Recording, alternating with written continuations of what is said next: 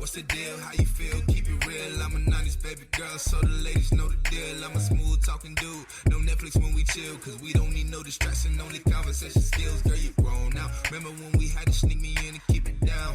Burns on your knees cause the bed was too loud. Playing hide and seek cause your dad woke up. And now I'm thinking how the fuck I'm getting out of this house. Now you Queen!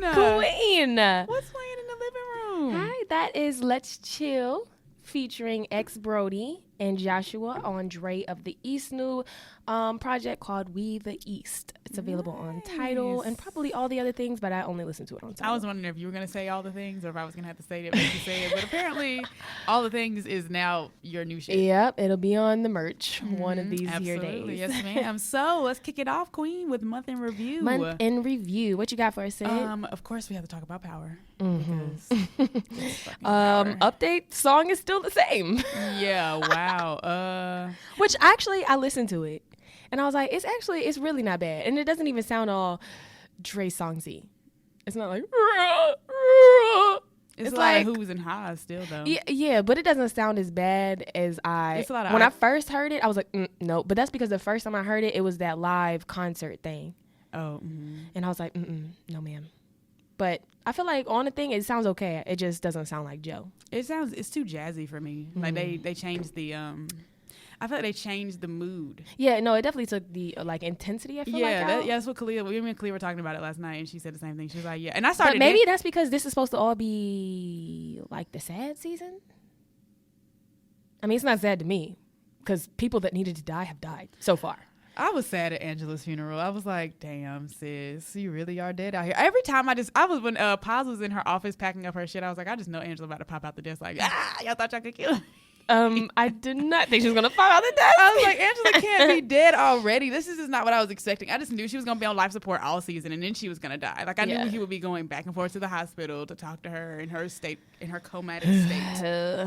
Yeah, that would have annoyed the fuck out of me. So 50 Cent, thank you for not being your typical asshole-y self. Because I'm glad she's dead. I'm trying to remember all the things that happened last night. Let's see. Fucking Tariq is still getting on my gut nerves because why do you want to be a drug dealer so bad? Right, like, excuse me, sir, you're rich? I could punch him in the throat. I was like, excuse me, this is a struggle save for us broke people. I just don't understand. And then he pulls the girl into it who had a little integrity, but clearly not because she was so easily talked into it. It certainly didn't take long to convince her ass. It didn't even take more than one episode. And what's funny is homie, that weird white boy was like, oh, he gotta go. He was like, oh yeah, but she bad as hell. You gotta see her, plus she'll snitch on us if you don't. And when she came out that room with that childish ass hairstyle that you said I used to rock, but my hair was longer.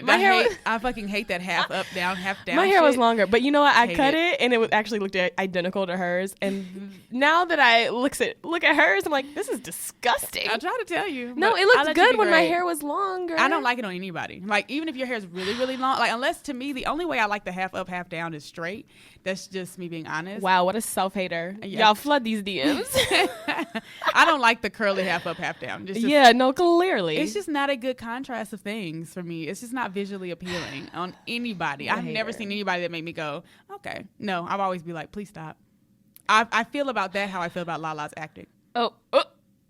Okay, I'll never wear it again. I hate it. Yeah, no, when she came out the room, I'm expecting bad as hell. And it's not that, she's a very cute girl. I thought she was very pretty. But I was like, this hairstyle is childish as hell. Maybe they're redefining the definition of what bad as hell means. You know what? That's a good point. Maybe bad as hell now means hoodie and half up, half down. Curly natural hair. Natural hair is phenomenal. That style was nasty. I feel like normally bad bitches normally come in a straight wig or weave look, and they are normally light skinned, and they are normally in some kind of bodycon. Shout out to you for seeing that shit. Yes, because she wasn't wearing a bodycon. Amen. Shout out to her not wearing Wet Seal and Charlotte Russe. I don't even know if Wet Seal is still a store. Yeah, I know Charlotte Russe ain't. Not like. Oh no, I actually just saw that it came back. Oh wow, that was fast. Which is sad. Cheap ass shoes. Oh my god. So let me think. Oh, really? I just wanted to talk about. I felt like this was much better directed than the first episode because the first episode. Yeah, that funeral scene, that's really all I wanted to talk about. That funeral scene was of the gods. At the gravesite Yes. was something else. That was beautiful. I was like, first of all, let's talk. I thought the sound design was magnificent. I thought. Pause. So Sydney is doing the things. You know, she's basically a professional filmmaker now. She's taking her classes, so now she knows all these things and notices all these things that I'd be like, didn't notice, but sounds good. Yeah. Sydney over here like, the sound design and. Yeah, because like, did you notice? So for instance, like sound design would be, to me, I also think of it as even where they put music. Because you know the scene where he's like, Tasha, did you know he was still alive? And it like pans over to Tasha. Oh, when she smirked, I said, get him. Right. But did you know? But first of all, I wanted to slap her cross-eyed. Because can we talk about why the fuck she's even at the ceremony? You know, I was like, I don't understand why we continue to ask Tasha these kinds of things. When Proctor said, can you at least get Tasha to come? I was like, damn, even the lawyer ain't got no respect for the wife. And I was like, Good but he Lord. don't respect his wife or ex-wife Obviously anyway. not, because good God. And But when he asked her, I was like, oh, hell no. But as soon as he asked her, I'm like, she's going to fucking do it. She's but such you a know what? fucking... But you know what, So I don't like her though? character either. You It's know- like it's too weak to me. I can't. You know what, though? You got to think about it like this from a storytelling standpoint. If she didn't go, it wouldn't be as good. Yeah, no, if she took any of my advice ever, the would be show would not boring. be lasting Right. because Ghost would be dead. So I have to be like, that was the only reason why I was like, you know what? Even though I want her to say no, like, what kind of scene would it be without her there? Because when she walked up and the black lady was like, is that? Why the fuck do we sign a prenup with a drug dealer? Bitch, are you stupid?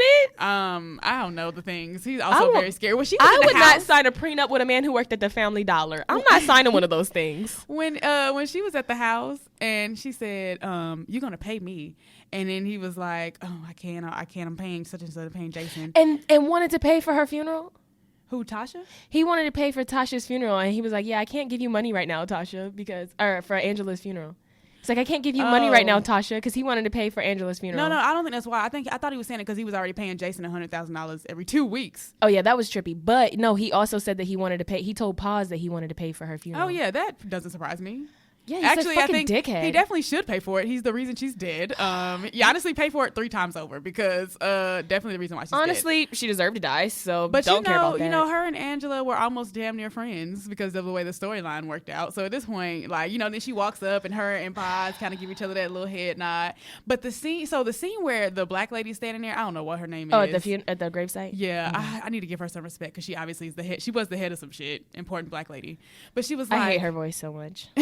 Like, it just sounds like she smokes a lot of cigarettes. when she was like, "Is that?" And then they start to like they you see Tasha and Ghost walk up, and I'm like, "Oh shit!" And they're like, "Oh shit, he's here!" But when they saw Tommy, wow, shitting bricks. And again, the sound design, I don't know if you heard it, but they give you that very like dark music when he's walking up because it's like he killed her. He walks over to the sister talking about if you need anything. I was like, shit.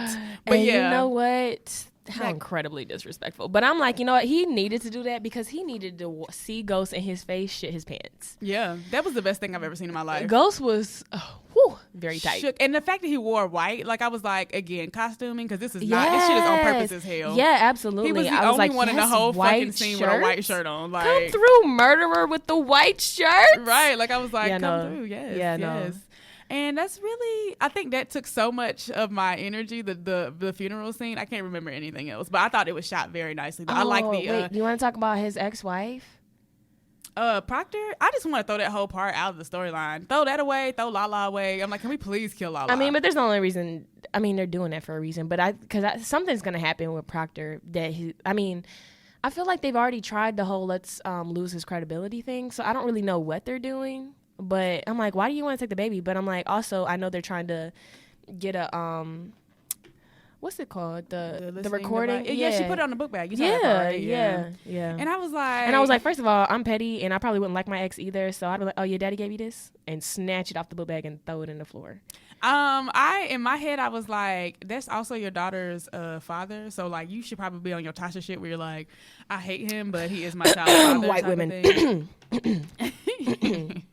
Yeah, that whole storyline is just kind of like, I just want to. If you've ever seen Deadly Wives, ain't no black women on there killing they man. It's all crazy ass white people killing their husband. Like, even though I'm getting a divorce and getting all his money, I'm gonna kill him. even though he's the father of my children. Yeah, so I don't think she gives a fuck about Proctor. But yes, overall, I definitely enjoyed this episode a lot. I love their overhead funeral shots of the caskets. They did that with Raina's casket too, if I'm not mistaken. I just think that's a lovely way to introduce a casket into a scene. I think it's very nice. I just feel so bad for Paz. I'm just like, damn, girl, you didn't know your sister at all. She's like, oh my God, you were such a good. But then she's like, your secret will be buried with you and put her phone away. I'm like, that sounds good and all, but Tasha has the other one, sis. So it doesn't really mean that much. That I was just like, I'm still scared that some kind of way somebody got that damn phone. Like, I just feel like this ain't the last time we're going to see her phone. Well, you know that, what's the white man name? The asshole, Sax. Fucking hate him. Sax probably gonna crawl up in that casket with her ass just to fucking find something. He a fucking weirdo. I just feel like his name is so proper because he is definitely like a sack of dicks. He's just terrible. I fucking hate him. And then I was talking to Kalia he's awful, about it and he last look night. old as hell in the face. He's probably like 27. When he was on the first episode, he walked up in the hospital room and Paz is like, "Who are you?" And he's like, "Oh, I'm Sax." And she was like, "Oh, my sister hated you." And then he gonna turn around and say, "If it's anybody's fault, like if we don't catch him, it'll be yours." How did we put this on this? I was like, first of all, I feel like I know she was like, I feel like he purposely is doing something to keep her benefits, or that her benefits really aren't on hold or something. Like he's just too messy for me. Yeah, I don't he like got him something at all. to do He's with such something. an asshole. He to me is literally heterosexual, white, patriarchal, like privileged white boy. Like he literally walked into the fucking... he's misogynistic as fuck, and he think that like he just can't stand a woman being in charge of him. But it's interesting because he doesn't get that much pushback to the black woman. Yeah, probably because she's black and then he knows. Yeah, but I feel like that would be even more. He's also kind of racist too, because remember he said some racist shit to the Asian dude. Yeah, he said something about him being Japanese, and he's probably like, "Bitch, I'm Korean" or some shit. Yeah. But then what was I? Oh yeah, he walked up into that man's office on the first episode talking about, "Yeah, I told Proctor that Angela was the witness." He's like, "I should have you disbarred. I should have you thrown in jail." And I was like, and shut the fuck up, because he's white and you're not gonna do shit, and he's still gonna be walking around. Like, I was like, why? And Kalia was like, yeah, this is exactly how this happens in real life, probably. Like, and I was like, these hoes be breaking hella laws, but because he's white, it's like, oh well, I guess we'll let you continue with your investigation. Yeah. Huh? I mean, it happens every day. Yeah. I was shook to the core. But yeah, definitely enjoyed the second episode much better than the first, I will say that. And yeah, that's it for me. I just wanted to talk about Power because it is my thing. It is the love of my life. I'm here for wait. Well, you're about to be really sad because it's about to be over.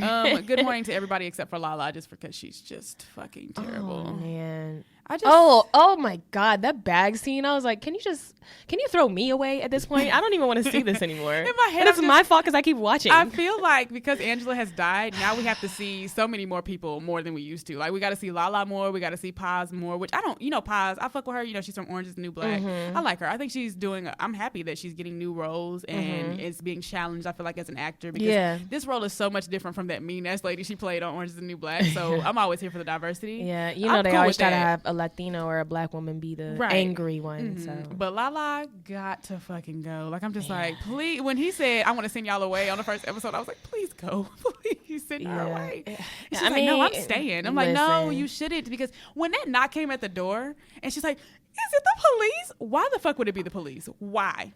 Who saw you? Who saw you throw that gun away? You looked over your shoulder 80 times. You know what I don't like? That every time a cop or somebody talks to Tasha, she talks. She says words. And it makes me mad because I'm like, bitch, you don't have to say a word, and yet you're saying many. She might be saying many words, but Tasha's not stupid. Like, every time she say anything, I'd be like, sis got it. She got it. Yeah, but I feel like even if she moves them like down like a bunny trail type of thing, I just feel like, girl, why are you saying anything at all? Like, you don't have to say. I know for a fact, if a cop asks me anything other than where's your license or registration, I'm not saying a word. But again, let alone if I was involved in some shady ass shit, I'm not saying a word. I'm like, am I under arrest? Oh, I'm not. Okay, bye. But this is a TV show. If she did that again, we would be bored as hell. She got to give him a little something. And then on top of that, I really think that, to me, Tasha's characterization is they definitely fuck with her. They definitely try to ruin her happiness every single episode. But yeah, and what does she do? Like, why the fuck is the world out for Tasha? Like, her husband is trash. Disrespectful. Her son is trash. Her daughter's dead. Her other daughter just she don't even count, but she's running around and she's trying to get, child support for basically her one child left. And then her boyfriend's keeping it up dead. All the niggas she fucks died. She like a black widow. Yeah. But I said it to say she's very smart. And I love that they made that a part of her character, the fact that she was like the brain behind the organization and did all their setting up of dirty, clean businesses. Yeah, they were like, she had like an accountant. She's extremely smart, and I love it. And even with her, when she be talking to the police and they make her look like she about to squeal, and then she'll be like, get back into her Tasha mood, like, fuck y'all, I ain't telling y'all shit. I'd be like, yes, Tasha, come through. Because every time I'd be scared, like, oh, this is it.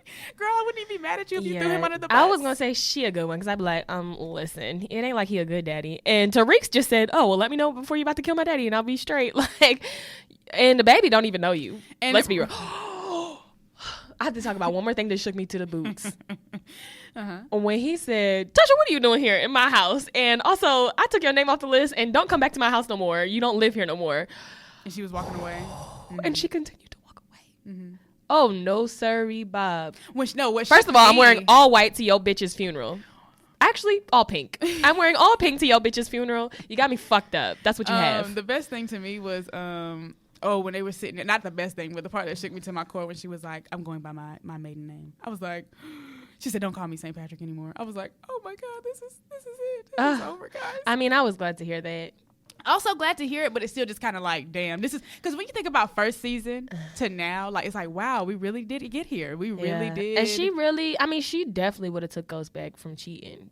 Like, for sure. Literally at any time. But at this point, it's just like, it's too much. And it ain't even just that, but I think she's really starting to see that he would just double cross any fucking body. You double cross your best friend of your whole life and business partner and tried to kill him and thought you did kill him. And not even just thought you killed him. Like, to me, the killing him is like the least worst thing he did. He literally made him kill his own daddy. Yeah. And it's like, damn, bro. To save his own ass. And because Tommy would have been straight. And lies to everybody. He literally looked Tasha in her face. She said, just lay off Tommy, and went, okay, fine, I'll lay off Tommy, which I knew she didn't fall for that shit anyway. And then that's another thing that had me kind of like confused at the funeral when he looked over and said, did you know Tommy was alive? Because it's like, well, he's supposed to be, remember? Because you lied to her. Yeah, I actually was going to ask you if there was a time where he told her that he was dead. Because I don't remember. I don't know if he did that in the car. Remember when they were sitting in the car, he was going to look for a new car?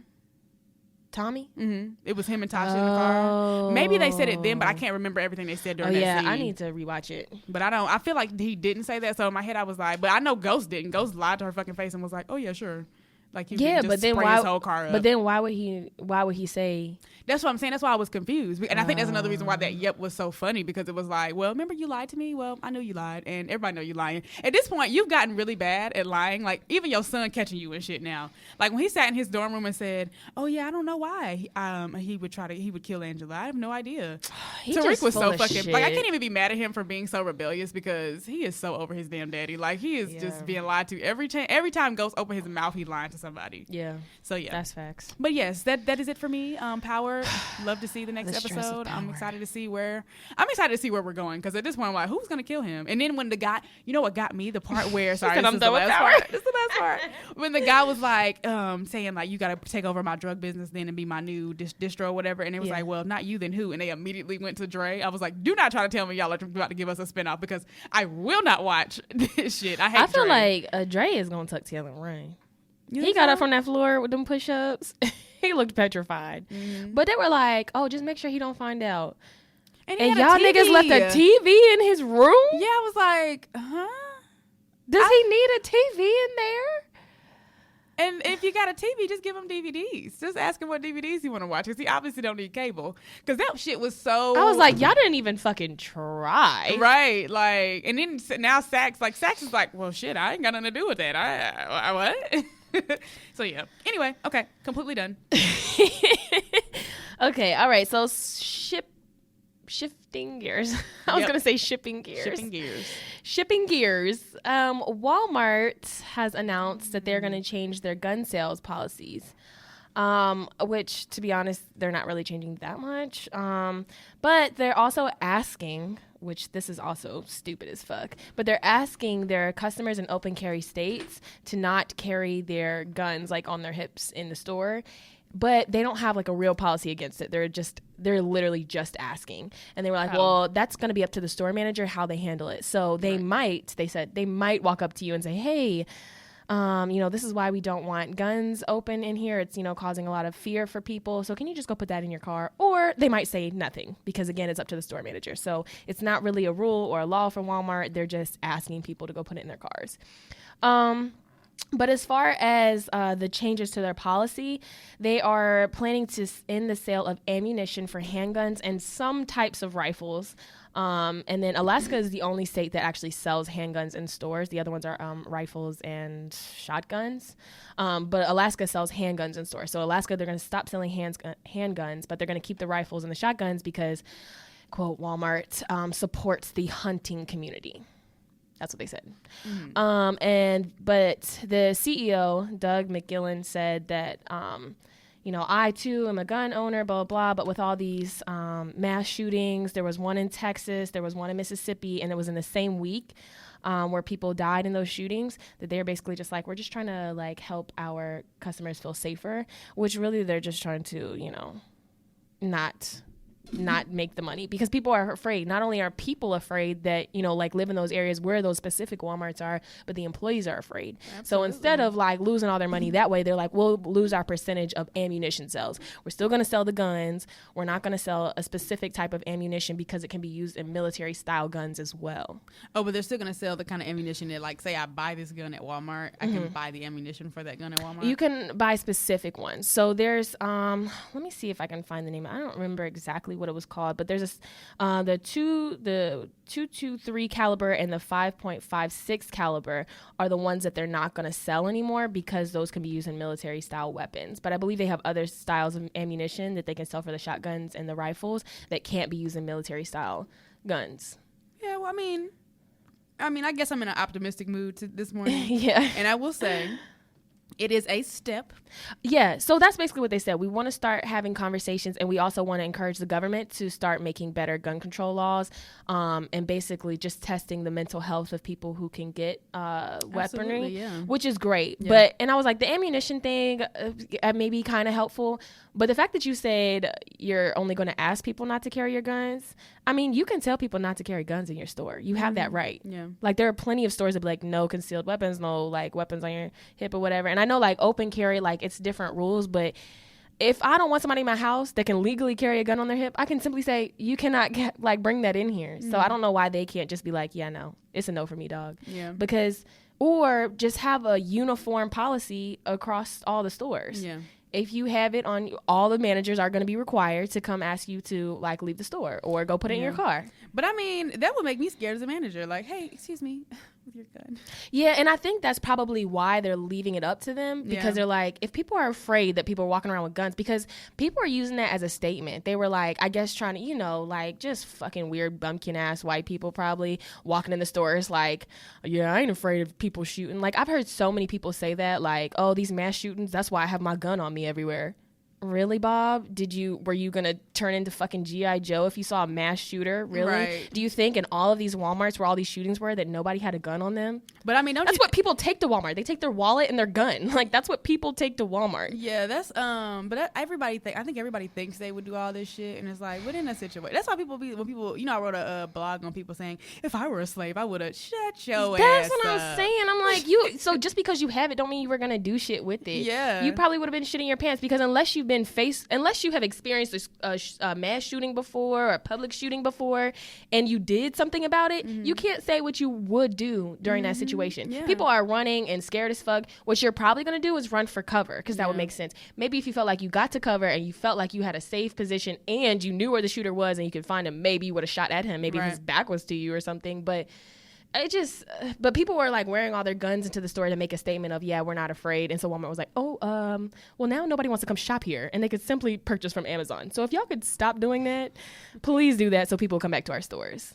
So that's the things that Walmart is doing, trying to stop selling ammunition. Yeah, I think I don't know if dropping the bucket is the right terminology or not, but I think it's a step in the right direction. Of course, I love radical shit. I love for Walmart to be nope, no guns in here. We ain't selling no more guns. We ain't selling no more ammunition, period.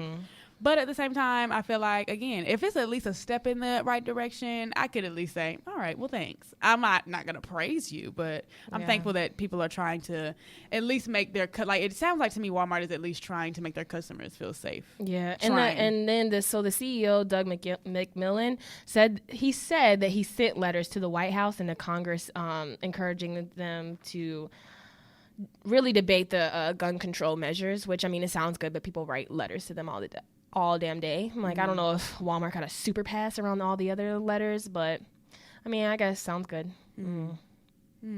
Well, we'll see. Maybe they'll make more small steps in the right direction as the future proceeds. I'm here for it. I'm thankful that somebody's doing something. A little something is better than nothing. I like lots of something. That's my favorite, but a little something is better than nothing. So, yeah. Yeah, I mean, hopefully it'll inspire other stores to do it because, I mean, Walmart is, I mean, let's be real, it's a monopoly. Absolutely. So, I mean, if Walmart can do it, hopefully other people can, or or being that it's America, maybe all the other stores will step up and be like, "Ooh, let's sell more since Walmart isn't." You know, who knows? Right. You know, people are assholes. They're greedy. They're fucking capitalists. So obviously, which is why the planet is in disarray. All right, is that all you had to say about the good Walmart? The good Walmart. Okay. All right. So my next month in review is all about reparations. So. Let's see. So apparently at the Democratic presidential debate in Detroit, several candidates stressed the need for a discussion about reparations. It said half of the dozen Democratic contenders support House Bill 40, and House Bill 40 would set up a reparations commission. So I got this from, I think it was, I got news popping up on my phone. This article was came out August 18th, so it's a little old now if you guys want to go read it, but if you type in reparations August 18th, if you want to read the whole article, it's actually really good. They quote a lot of good people in it. It says the support on reparations is split along racial lines. It said that 16% of white people support it and 73% of black people support it. And I was like, who the fuck even asked white people? You know what I mean?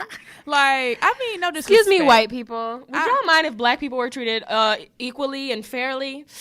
You know, I'm 16% on that one, Bob. Thanks for asking. Right. Now, mind you, I never get asked any of this shit. Every time I read these polls, I'll be like, where do y'all post these? You mean Donald Trump didn't call you when he talked to the African-American community? No, he didn't. And neither did, he didn't call me when he talked to All About America. Do you remember when we all got a phone call from, like, the quote-unquote president? Do you remember when every phone call, like, every phone in America, like, rang, and it was like, you didn't, what are you looking at me like this for? Is this a no? No, I don't remember that. Every phone, like, it was like, they sent, like, a message, or it was, like, on the news or something that was like, oh, Americans are all expected to get a phone call from the president, blah, blah, blah. I don't even remember what it said, but it was like, I want to say like right after he won the election, like maybe a couple months or something, like everybody got a phone call that day or a text message. It was one of the two. Maybe it was a text, but it was like from the president, blah, blah, blah. And I was like, you sons of bitches. I mean, we already knew that y'all could see and do everything, but I'm like, you sons of bitches, I did not give you, Donnie, permission to text my phone. Oh, it's been I don't give these hood boogers at the gas station my phone number. I certainly didn't give it to you. So it was when it's been since Donald Trump's been president. Yeah, no, it was like a text message or something like that, but it said like, I don't even remember what it said. I could probably look it up. What do I be doing? I wonder what I be doing now. I probably got it in. I was going to say, it was probably on Do Not Disturb, like your phone always is. So it probably didn't even come through or something. Probably. But I was at work and I was like, oh, my phone. Ew. And then I started walking out and everybody's like, did you get that? Did you get that? Did you get that? I'm like, ew, we all got it? Ew.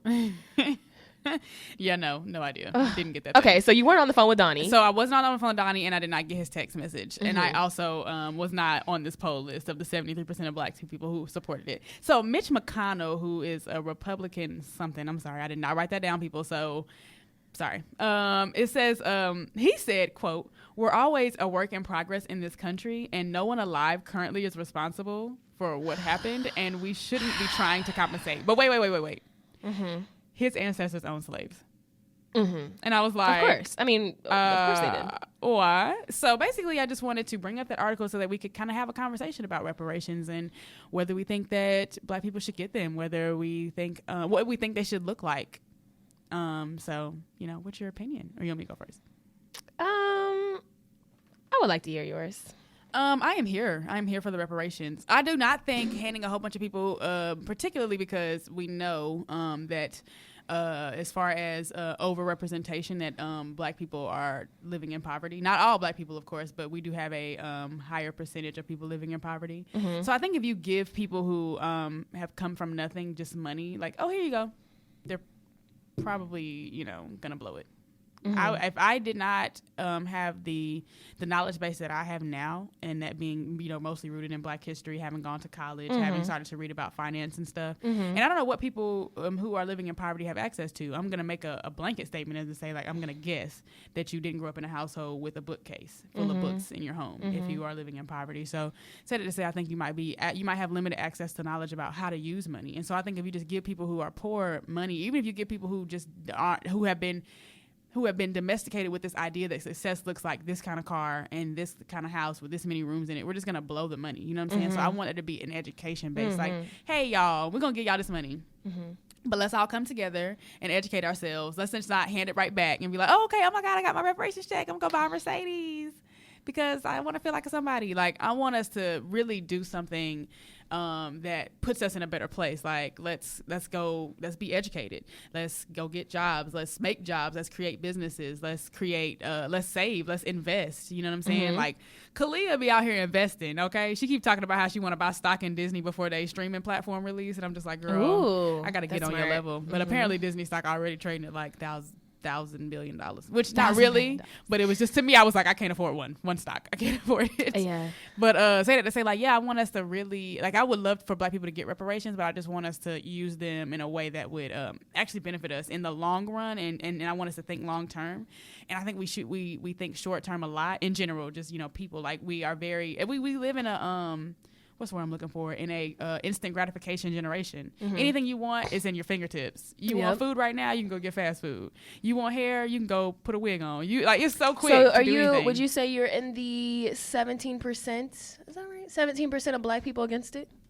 No, I'm for it. Oh, okay. I just want it to look like a whole lot of things. Like, I don't want it to just be money. And they quoted people in the article who were also saying that same thing. Like, I don't just want money. I want y'all to acknowledge what y'all have done to my people on a wide, grand scale. And I don't think they meant like an apology. Like, I want y'all to literally say, y'all were slaves. We fucked y'all over. We got money off of y'all. We benefited off of y'all. You know, this, that, and the third. And then also on top of that, yes, money, access to education. For me, I'm like, I would want reparations. And then I was reading. See, that's another thing too. I was reading Huey P. Newton talk about how if we're gonna reparate people, like Black people, we would have to reparate basically the whole world, because America has benefited off all of the world's people of color. So we have to start thinking of reparations on an international scale.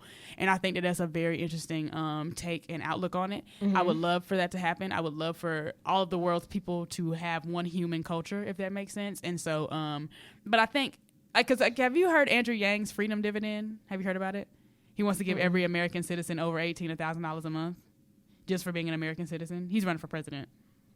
Yeah, so that's his shit. And if y'all want to know more about that, type in freedom dividend, Andrew Yang. He's running Democrat for president. But so he's like, yeah, well, if people had an extra $1,000 a month, then they would not kill, they would not steal, they would go on vacation, they would relax more, they would have money to start businesses, this, that, and the third. So I think money is a good base. At the end of the day, everything is pretty much, it seems like, rooted in money, and whether you do or don't have it, and whether that means you have access to this or that. So I think money would help a lot. I just would want us to use it in a way that actually helped us to go somewhere and do some long-term things, not just oh, okay, I got a house now and a car now, but now I can't afford the taxes on it. So I don't think that I would make my decision of who to vote for based on what they said about reparations. I shouldn't say what they said, but I guess their answer to reparations. I don't think I would make my decision on that, because I think that's a very, I mean, like you said, if we don't have financial literacy, giving us money don't mean nothing. Also, like Sandra Bland's family just got $1.9 million for the injustice of her murder. But that doesn't really do, I mean, yeah, they can set them up for success, but their problem before their sister died wasn't, oh, damn, I really wish I had $1.9 million, you know? So I don't know. I feel like a lot of systems have to change. Yeah. Maybe you should put the money towards systems of change and not individuals, maybe.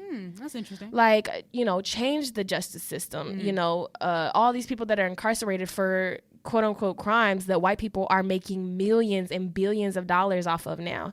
You know, the marijuana companies and all these people like in California and all these other places that can buy all these like hundreds of acres of land for their weed farming, but it's like, but you arrested all these black people for the same shit.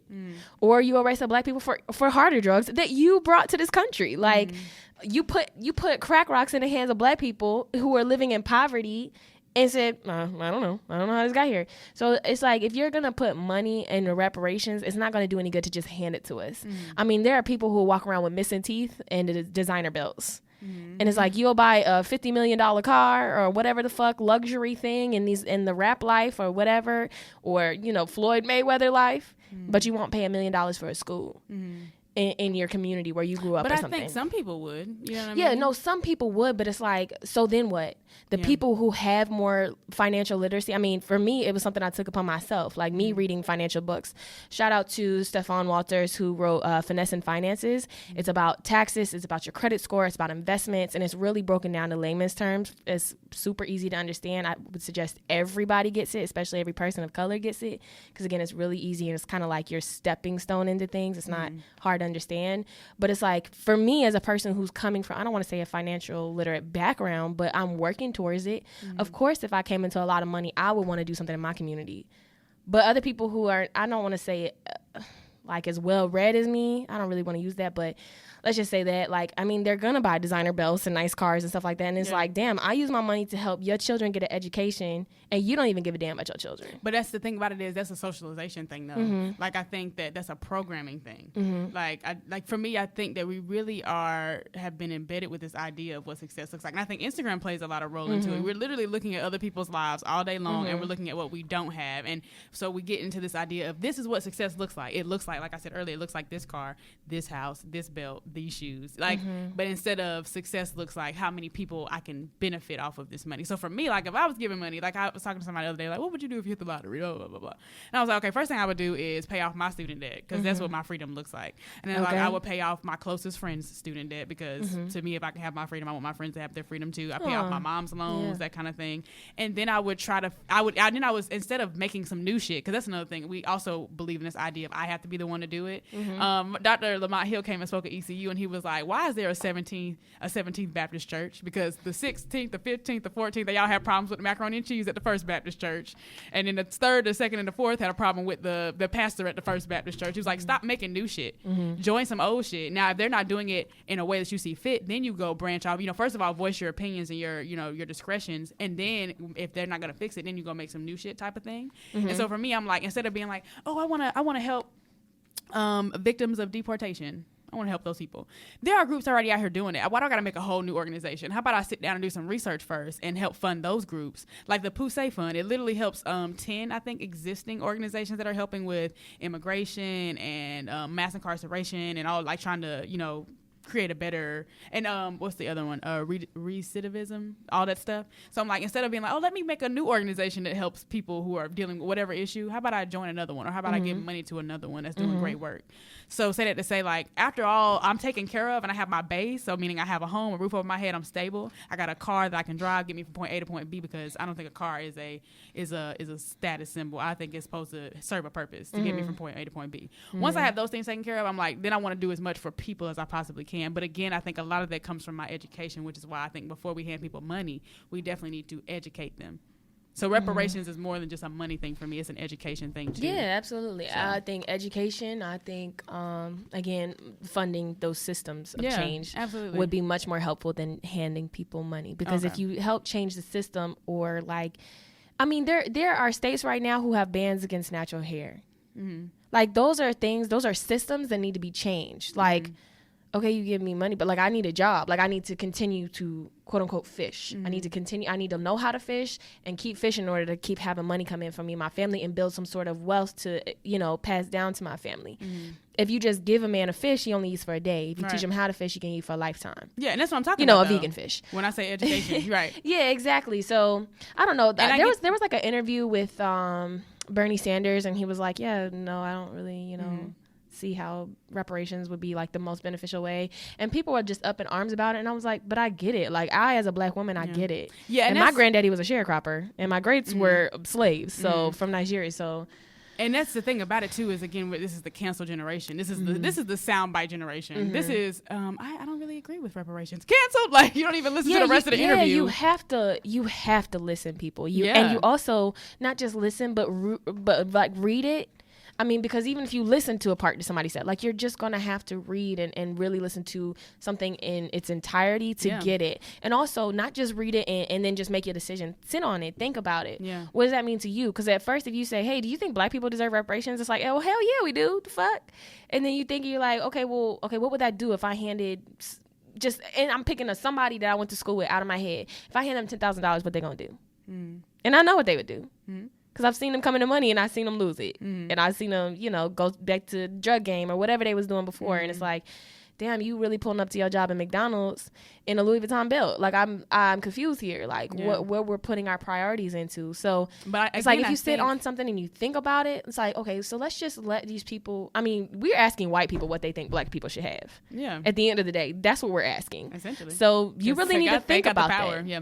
And I think it's also about having an open mind and an open heart when you have these conversations too, and then trying to find common ground. Because again, just going, oh, he's canceled, fuck that, that's why I don't fuck with Bunny Channel, that doesn't get us anywhere. Okay. Because at the end of the day, these are the people running for president right now. Yeah. And number one, it's your job to put pressure on them to get what you want. Again, I was reading Carter G. Woodson, who was saying any group of people who votes the same way generation after generation and gets no benefit out of it deserves to be disenfranchised. And I'm like, black people keep voting Democratic, keep voting Democratic, keep voting Democratic. And where has it gotten us exactly? Yeah. Y'all motherfuckers was voting for Hillary Clinton, who was married to Bill Clinton, who put so many black people in jail. Whew, black people love Bill Clinton. Sorry, black y'all. people love the Clintons. Like, to me, as soon as she started running, I was like, this is like Nike. Like, y'all know Nike, so y'all gonna vote. Y'all gonna go buy Nike. Yeah. But Bernie Sanders is way better, like, and way more imaginative, and way more creative, and way more radical. And you know what? His history tells us that. Exactly. And it's, again, not the people. Everybody has the opportunity to evolve, to grow, to do better. Hopefully Hillary has done that. Right. I don't know, but we don't know. I mean, need to take that risk. Her historical context proves otherwise. Yeah. So who knows? And that's my thing, because even now, like, when they're doing these debates and stuff, people are saying like, Bernie Sanders been saying this shit. Everybody's adopting his shit now. Like, all other 11 of these people keep saying kind of similar absolutely, shit. Because I think they're just very ageist, and that's what they're stuck on right now. They're like, I don't know how many people I heard like, oh yeah, I like Bernie Sanders, but he about to die. Damn. Okay. Like, is that really our reason? Don't you think he'll have a good vice president? We don't think he'll have a good vice president. Right, we don't think we'll have a good person. We're literally talking about the same people who said they voted for Hillary Clinton because she was a woman. We're literally talking about the same people. Yeah. And I'd be like, wow, so great, wonderful. I'm glad that y'all have voting rights. Y'all are really in depth. Okay. I'm glad you're really taking advantage of those voting rights. Yeah. I mean, I feel like the most disenfranchised people are the ones who don't even have the right to vote. Like, the people in prisons, they probably have a lot more input on justice reform, right? And prison reform, and yet they don't get to vote. Yeah. Cool. We really have there's people who don't have blankets, don't have air conditioning or heating and stuff in their jails, and these old ass jails across the country that of course had to pop up once slavery was emancipated. So it's just like, wow, people really, there's a woman the other day, I don't know if you saw this, but she had to give birth in her cell. Wow, no, I did not see that. Yeah, and she was like, y'all, my water broke, and they were like, oh, here, threw her some like absorbent pads. Wow. She gave birth with no pain medicine, no doctors, nothing, in a jail cell. Was like, damn, if I fucked up in my life, at least my child is innocent and has nothing to do with this. Y'all could have at least given him a chance of life. And I think the baby did survive, but he did, like, he was attached to his mom's umbilical cord until she got to the hospital. Wow. Yeah, and again, but mind you, people will say, well, she's a criminal, so whatever. Yeah, and it's just like, wow, these are the people who probably need their rights, like, more than anybody. Because at the end of the day, what do you think that criminals are going to vote for if they have the right to vote? Right. What? But yeah, right. It's so ingenious. The most evil systems are so ingenious. Even slavery. Like, I had a whole conversation with Kalia about this not too long ago. Like, it was ingenious. You gotta bring Kalia on the show. System, absolutely. So she can make me feel stupid and like I don't know big words. right. But say that to say, I am still here for reparations. I think that it should be a multifaceted thing. Absolutely. Oh, as always, nothing is just hand black people money. No, not just hand anybody. And nothing money. Is black and white. You know, yeah, we need the gray. The gray, absolutely. So yeah, I'm here for it, and I am hoping that the conversation continues. I'm just worried about the people who are saying they're here for it just for votes. Oh yeah, I'm here because mind you, for me, I'm like, well, at least Bernie Sanders was honest. Do y'all want an honest candidate, or do you want to get up there and lie so he can get in the office and really try? Obviously people love liars. The American people people love the liars. Yeah, so. and they think that that's normal. People will be like, oh, no politicians tell the truth. And you're okay with that? Yeah, that's I don't think that's what we should be do. settling for. Right. You're going to get exactly what you settled for. And guess what? Now we got Trump in office. Oh, So great job. God. Great job. Fuck us hard. So, yeah. All right. So that's it for my month in review. All right. I have one more month in review, and we are right. talking Hurricane Dorian. Yes, Okay. ma'am. So it made landfall in the Bahamas and stayed there for like 2 days as a Category 5 hurricane, which is complete devastation. And the Bahamas is already a pretty poor island. So, yeah, it devastated Abaco, I think that's how you call it, and also the mainland of the Bahamas. And so far, I mean, the storm literally has just gotten past the Bahamas. So now relief efforts are down there. The Coast Guard's down there. But the death toll, as I last checked, is up to 20. But, I mean, there are houses and homes completely underwater. People have drowned, and it's just like they're not going to know until they can get those relief efforts, really moving. I mean, there's parts of the islands that they can't even get to right now. Just that's how bad it's flooded and devastated. And it's like there are people whose bodies are just going to remain underwater probably for weeks. It's going to be like some Katrina shit where every week you check and it's going to be just more and more. And it's so devastating. It's very sad. But one thing that I thought is cool, I guess. It's like you kind of got to give people a little bit of credit where it's due. So far, there might be more by now, but so far, 3 main cruise lines are sending efforts and money down there, which I thought, I'm like, why don't y'all just go park y'all boats down there and let people stay on there? I mean, y'all have means to wash clothes, y'all have means to cook and make food, and to give people beds to sleep in. I feel like that would be the best way to do it. So far, from what I've read, that's not what they're doing. They're sending the ships with like generators, food and water, and other relief efforts, which is cool, I guess, and money. But it's been the Carnival Cruise Line, the Royal Caribbean, and the Disney Cruise Line, all of them who fucking just make so much money off of the Bahamas and their cruises to the Bahamas. So I feel like if they're not opening up their ships to, really give refuge to people who have lost everything, I mean, and they've lost everything and they don't even know if their family members are alive. Yeah. And there's a lot of people, like people from like the States and all over the world who will retire to islands like Aruba and the Bahamas and stuff like that because it's so cheap there. So they'll buy land there and just live there when they retire. And it's like, listen here, America, if y'all don't care about shit else, y'all got some white people down there with no homes. Why don't y'all send them down there? Or we could try this approach. White people of America, there are dogs down there with no homes. So if we could send some cruise ships down there to house the dogs, you know what I'm saying? Like, hopefully they are going to open up their ships to those things. And I don't know, maybe they are doing these things and they don't want it publicized because they don't want to take away from like just, honest efforts. But at the very least, they are sending some money down there, millions of dollars at that, from those cruise lines. So that's a good thing. Drop in the bucket. Yeah, we got to give credit where it's due. Step. So that's important. I'm glad to hear that, because if they didn't, I don't believe really in telling people what to put their charitable efforts to, kind of, because I feel like that should be from your heart. Even though when you have people who have like a plethora, you should be like, absolutely not, bitch.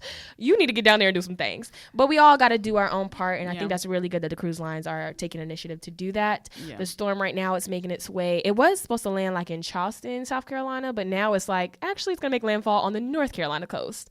So all those places are mandatory, or I should say all those places. The coast of South Carolina and the coast of North Carolina are mandatory evacuation states or areas. So there's been a lot of people coming to Charlotte. So Charlotte traffic has been extra crazy. Like restaurants, all that stuff has been extra busy because people are coming up here. Like I've seen plenty of people with their dogs and all kinds of stuff like coming up here because they had to evacuate like Wilmington and Cape Hatteras and all that kind of stuff. So I just, pray for everybody who is in the path of that, even the storm, like leftovers, all those things. I really hope that everybody is safe. Their homes, their loved ones, their belongings, all those things are safe, because even though things are material, it's like, damn, like I worked my whole life for everything I have, and it was just taken away that quick. Yeah. So blessings, love, light sent to everybody who is in the path of the hurricane, and just so much love and prayers go out to the Bahamas, especially because they've been completely devastated. By the time it gets to North Carolina, when it got off of the Bahamas, I think it had gone down to like a category 1 or 2, but it like went back out to sea. So it picked up like, more strength. And so it's supposed to make landfall at a category 3 or 2 in North Carolina. So I don't know how things work. Yeah. Well, I mean, yeah. So when they go out back out to the ocean, they usually, get stronger. It's so interesting from a scientific standpoint. But definitely all of the things you just said for sure. Blessings and light and love to those people. And I hope that we can all again just come together and create a more humanistic society where we care for each other and do what we can when we can.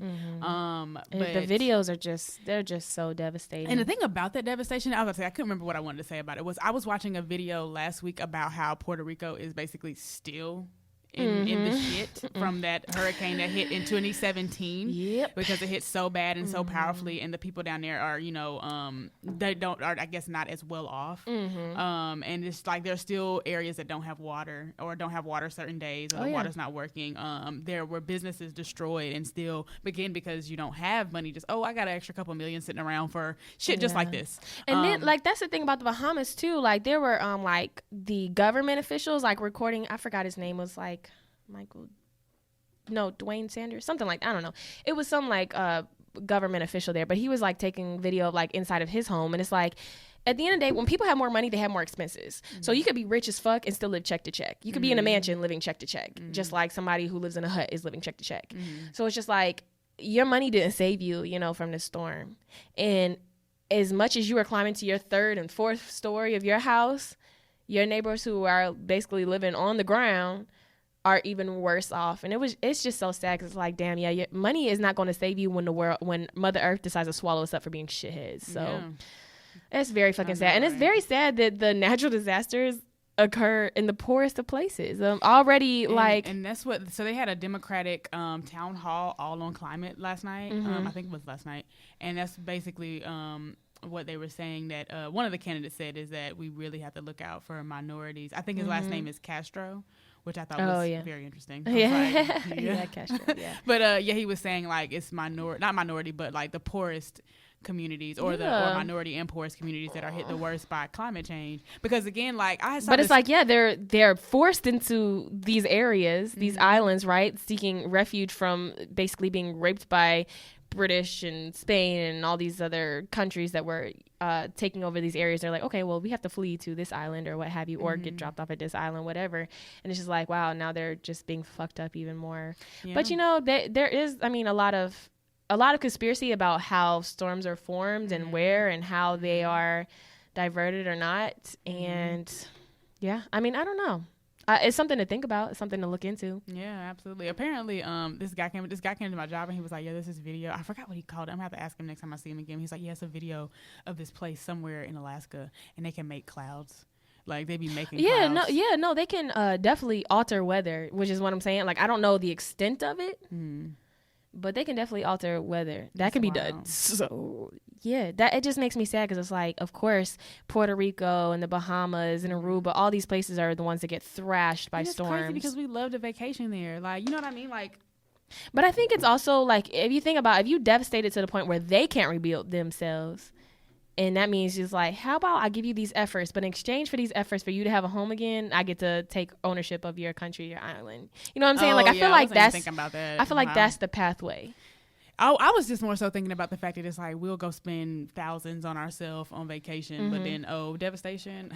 I can't. Guess I won't go there. I guess I'll vacation somewhere else. Yeah, well, let me send drop in the bucket. Let me send my $100 down there and help them. Something, and we can all do something. There's definitely a lot of places popping up now because it was hard, because at first the storm was happening as we're seeing devastation. People are sending in their live videos of what's going on with their homes. So it's how do I know how to get relief efforts? But now that the storm has passed, there are places you can send your relief donations, so definitely look those up. Make sure it's a good place and not the American Red Cross. Because, you want that money to go to helping people and not somebody's Lamborghini. So, right. Yeah. All so right. Look out for your people. Yes. That is all for Month in Review. Yes, Thanks for hanging in there with us. That was a long one. 52 minutes. Oh my God. We have got to do better. Ish. But Month in Review, I feel not that it's the most important, but it's the news. We're updating people on what's going on in the world. You're all welcome. We are BNN, Black News Network. On top of that, we're about to go on, we are Grownish. We are How to Get Away with Murder, and we are Empire with our mid-season break right now. We are serving you real show realness. We got to go on a mid-season break here. So I feel like 52 minutes. And again, guess what? You can get caught up now. And you got a whole month at least. Yeah, and you can get all your friends caught up. Yeah, tell your people. We'll be gone for a while. And so, 52 minutes, we got to tell the people. You're right. This is the last time you'll hear our voices. So you're welcome. For a while. You'll hear our voices again, God willing. Yes. Okay. Blank while black. Which, I never have one because I'm never on social media. Yeah. I've been on social media for like 2 days now. And I'm just Sydney will be like, Aisha, how do you always have a blank while black? I'm like, because bullshit is always happening to black people for no fucking reason. Yeah, and true. And I also think it's because I'm never on social media. Like, I'd be like, I need a day off. I just think, what's crazy? And this is a tangent. But people really don't be going like a whole day without getting on Instagram. That's wild to me. Like, now that I actually go a day without Instagram, sometimes I'm like, damn, there are really some people that really get on Instagram every single day for hours. Yeah. Yeah. So I'm glad. I ain't been on Instagram in a while, y'all. So I couldn't find no blank while black, and they don't be popping up on my news on my phone. So sorry.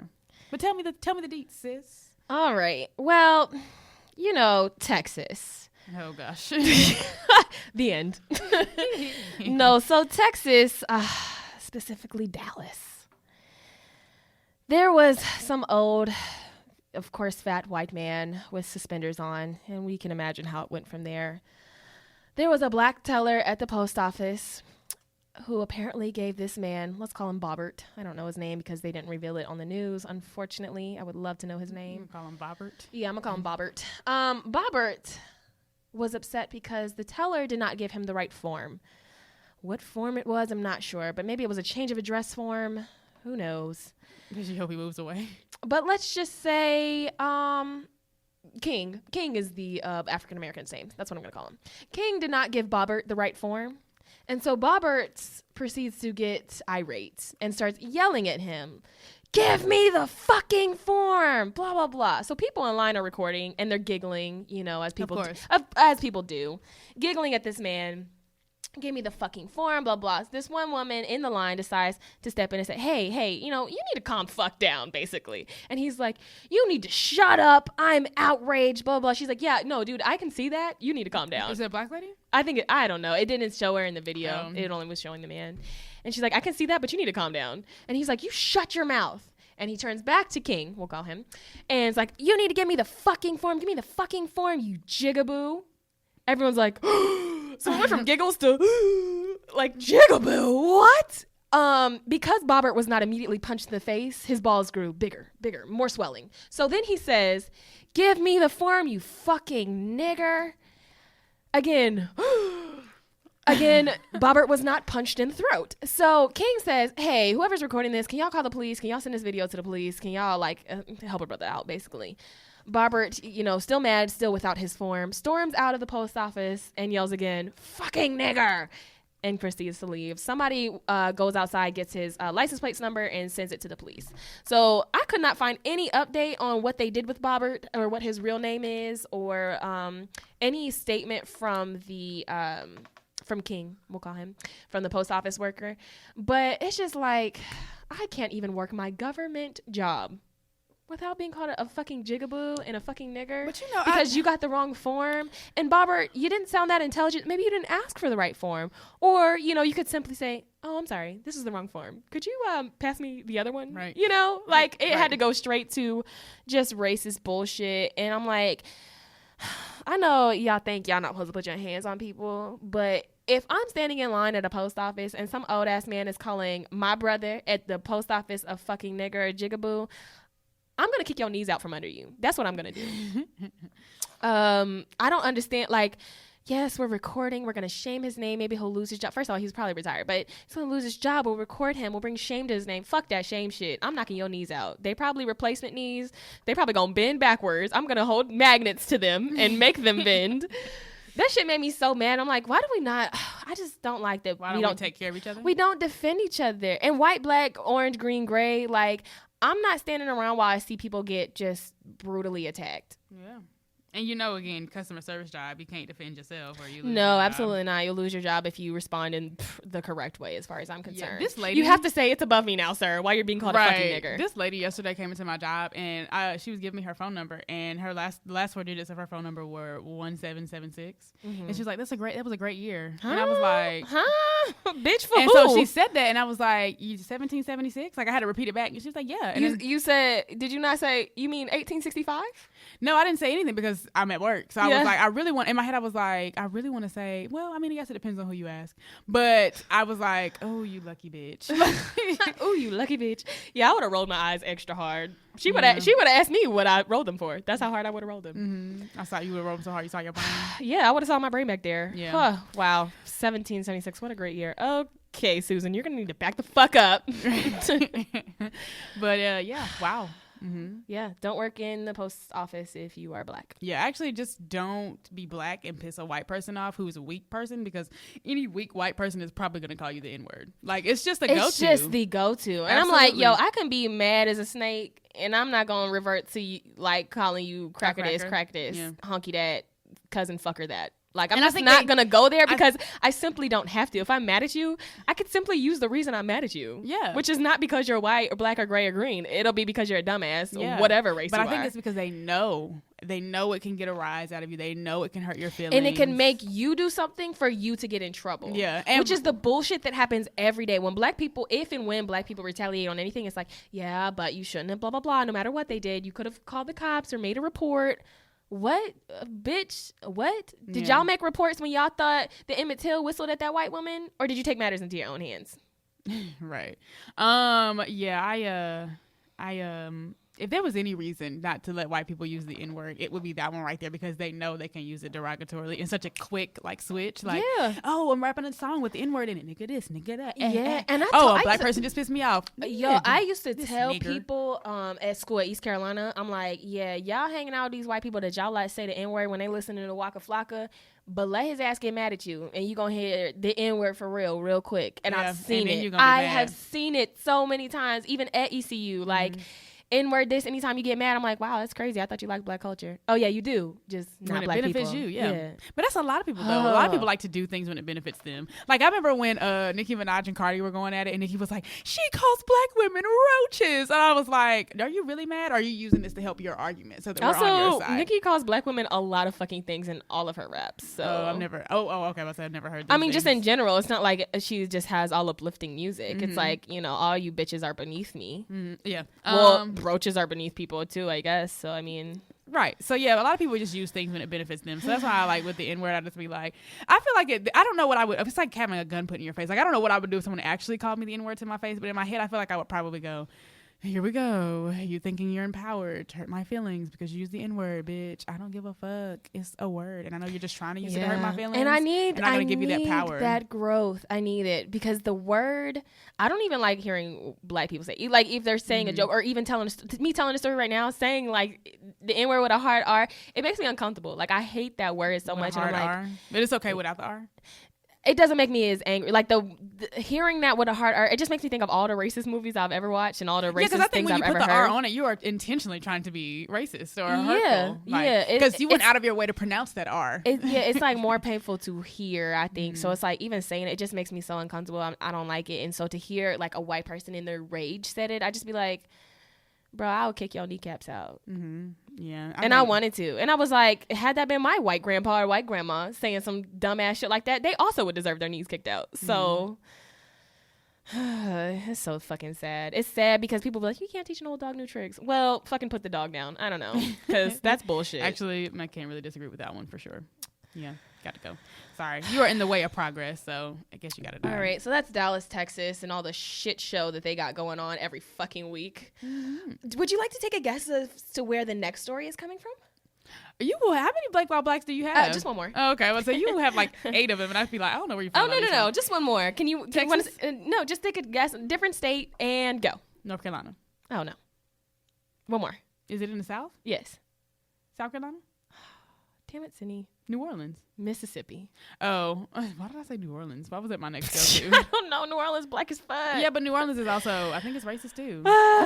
Yeah. They had a sit-in New mean, Orleans, like the one in Montgomery. that's fair. People don't, we only, Black history, we appropriate it. So we only teach you about the one that happened in Montgomery. But there was also a sit-in that started first in Baton Rouge, Louisiana. Oh, okay. So, yeah, they're racist down there too. It's the South. I mean, what's going on? What's really going on? All right, so Mississippi. An engaged couple decided to have their wedding at Boone's Camp Event Hall in Booneville, Mississippi. It sounds bad. Yeah, I mean, Camp, Booneville, Mississippi, all words I don't want to hear again. So they contacted the venue's owner and started making arrangements. They were due to go make a tour of the facility.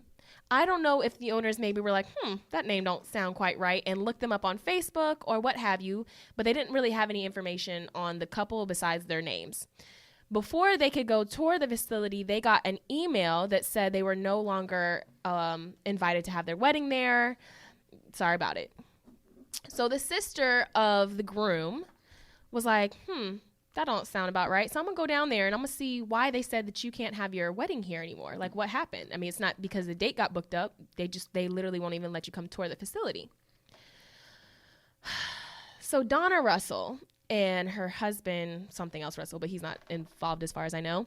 Donna Russell was the woman who met LaCambria, who went there in her brother's place with her mom as well, to figure out why they couldn't have their wedding there. And Donna told them because... First of all, we don't do gay weddings or mixed race because of our Christian race. I mean, our Christian belief. Wait, did she say race for real? Or didn't say to believe? Let me put this back in quotes for the people. First of all, we don't do gay weddings or mixed race because of our Christian race. I mean, our Christian belief. Because I watched the video like 4 times. I'm like, I'm sorry. What? What? Yeah, that's what she tells this lady. And she's recording it on her phone. And so wait, it was a white lady and a black lady trying to marry a white man, or a white man trying to marry. So it was a black man trying to marry a white woman. Oh, okay. In Mississippi. Oh, okay. Which has been legal since 1967. But anyway, so LaCambria says, okay, well, we're also Christian. So what in the Bible tells you? Well, I don't want to argue my faith. We just don't participate. And so LaCambria is like, what? And so, yeah, that's what happens when you're black and you try to get married. I don't want to say the chickens are coming home to roost because that ain't my business. But you cannot get married while black to a white woman. Not in Mississippi. I don't know why you would want to. I don't know why you would want to marry a Mississippi white woman. That doesn't sound like a good plan. That black people are still in the same places they were enslaved in. Oh, absolutely. Isn't it? Like, because if you think, and we're still where we were when we migrated too. Like, you got, black people over here in Cali.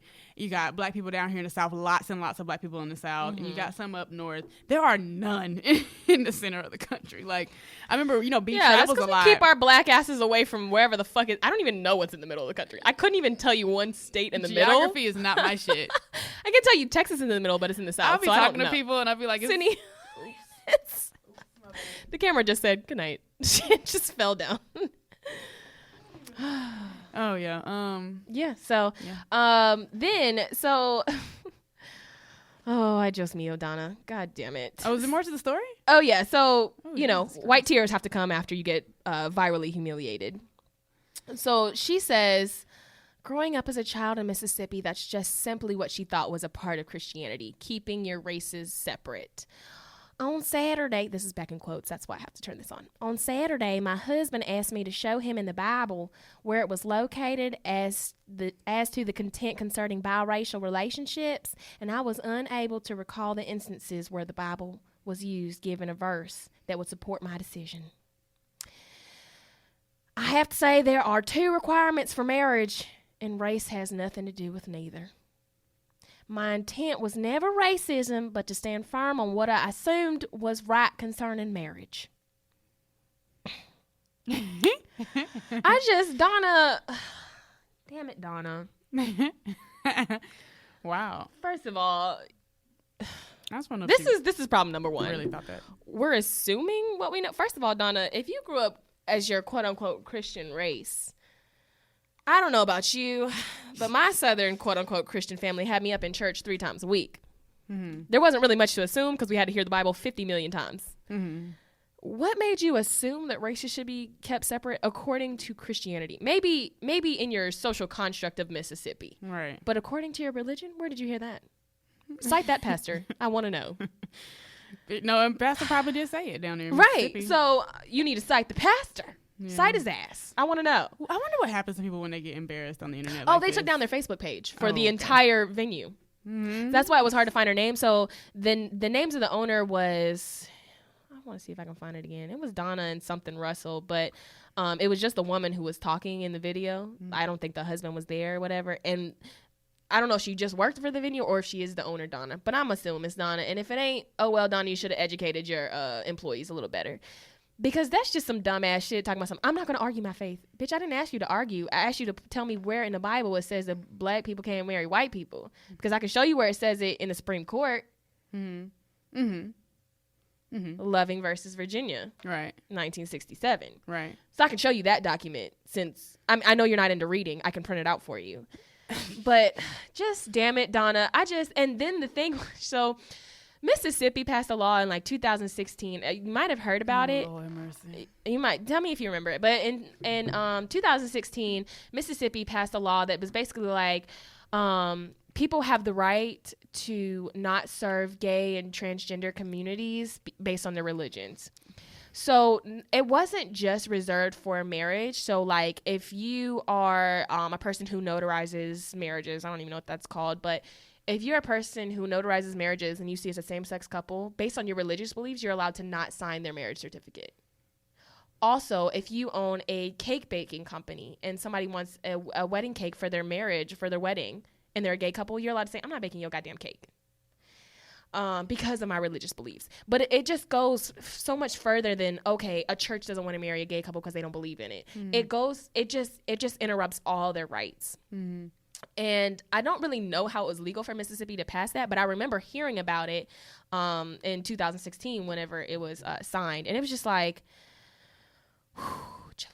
Yeah. I mean, because on one hand, I feel like if that is your religious belief, whatever your religion is, and you feel like you don't want to have a gay union in your church, I feel like that's kind of one thing. But just in public places in general, like cake, a bakery, a bathroom, like all these places, it's just like, for one, there's no way that should be legal, period. But if it was, it's like in the city hall, what does that have to do with religion? Mm-hmm.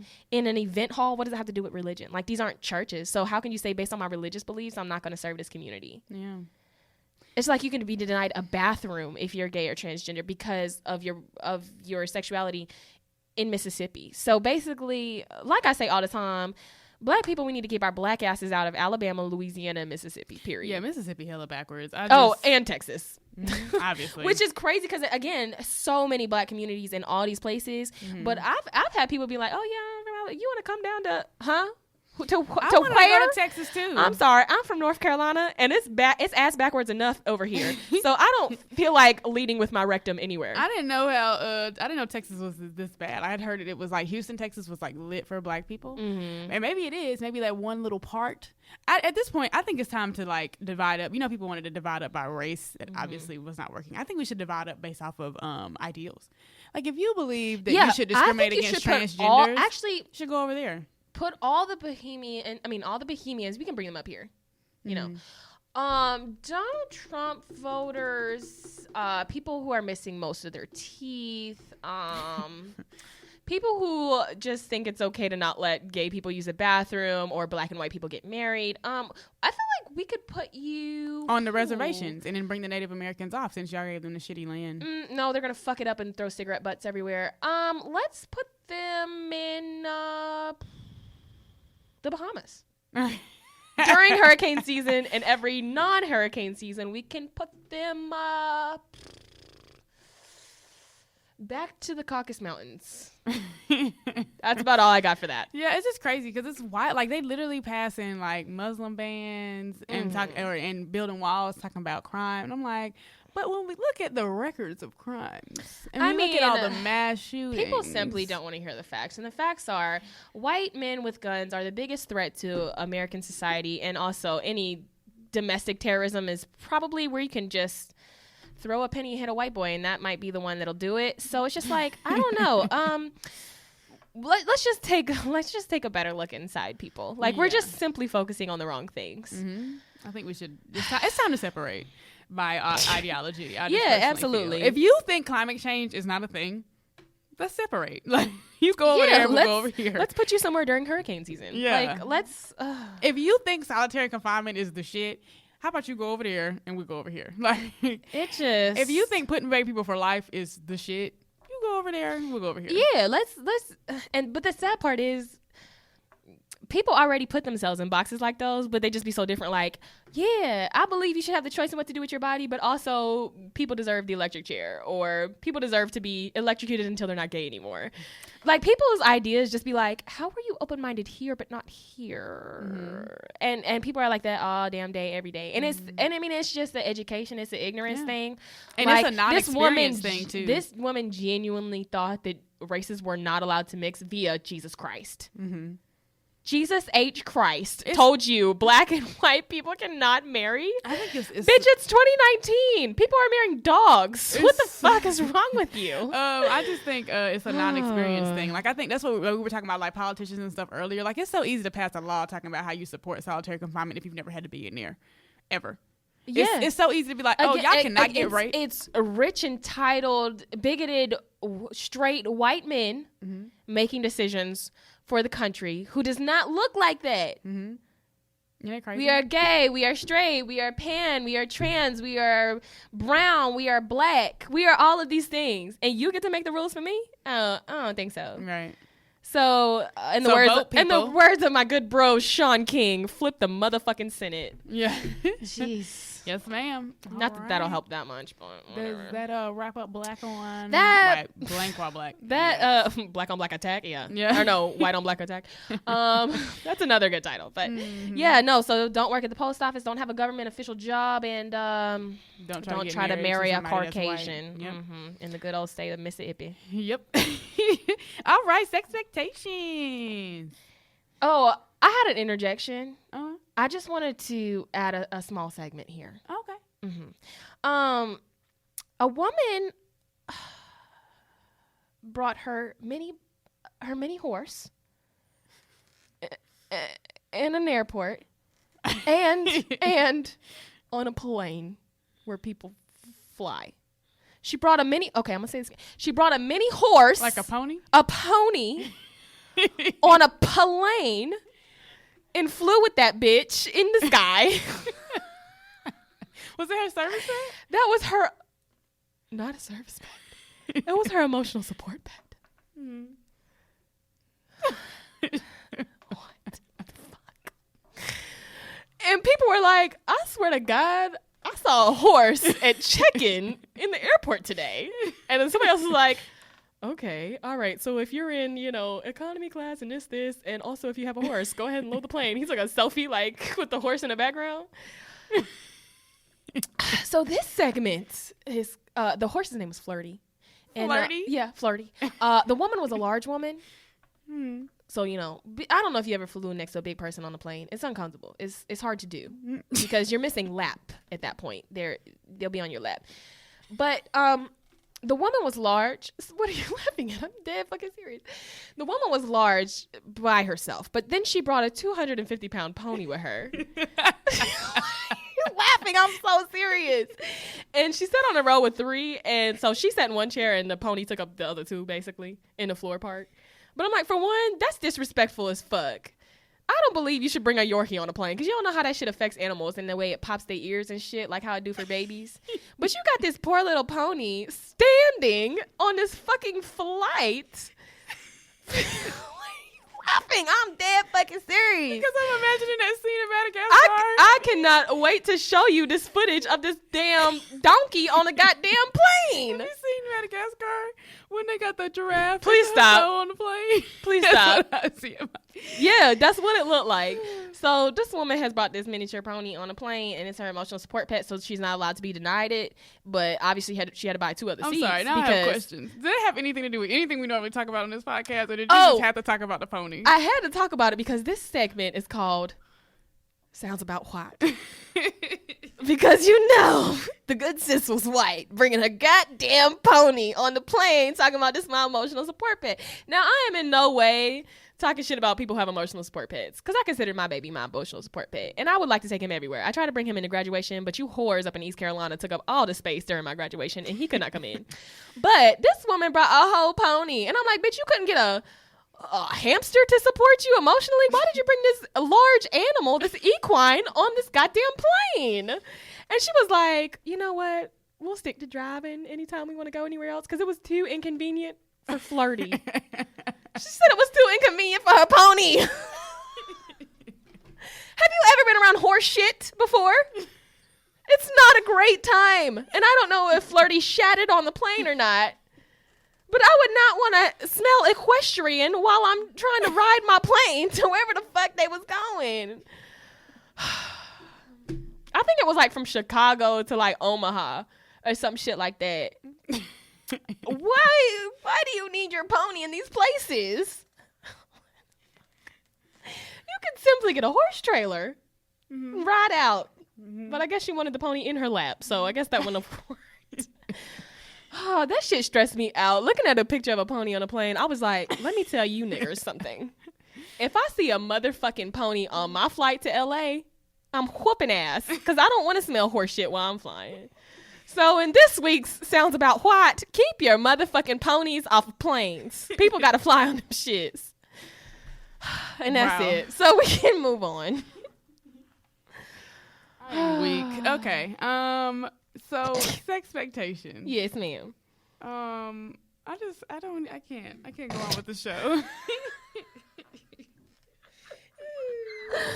Oh man, I feel like I could have a Sounds About What every hour of the day. I'm sure you could. This is like Blank While Black. I could have a Sounds About What every day. Okay, so my Sexpectations question is Go ahead, Sid, go off, sis. How long should you wait before cohabitating with your partner? But one day. Okay. You need to know.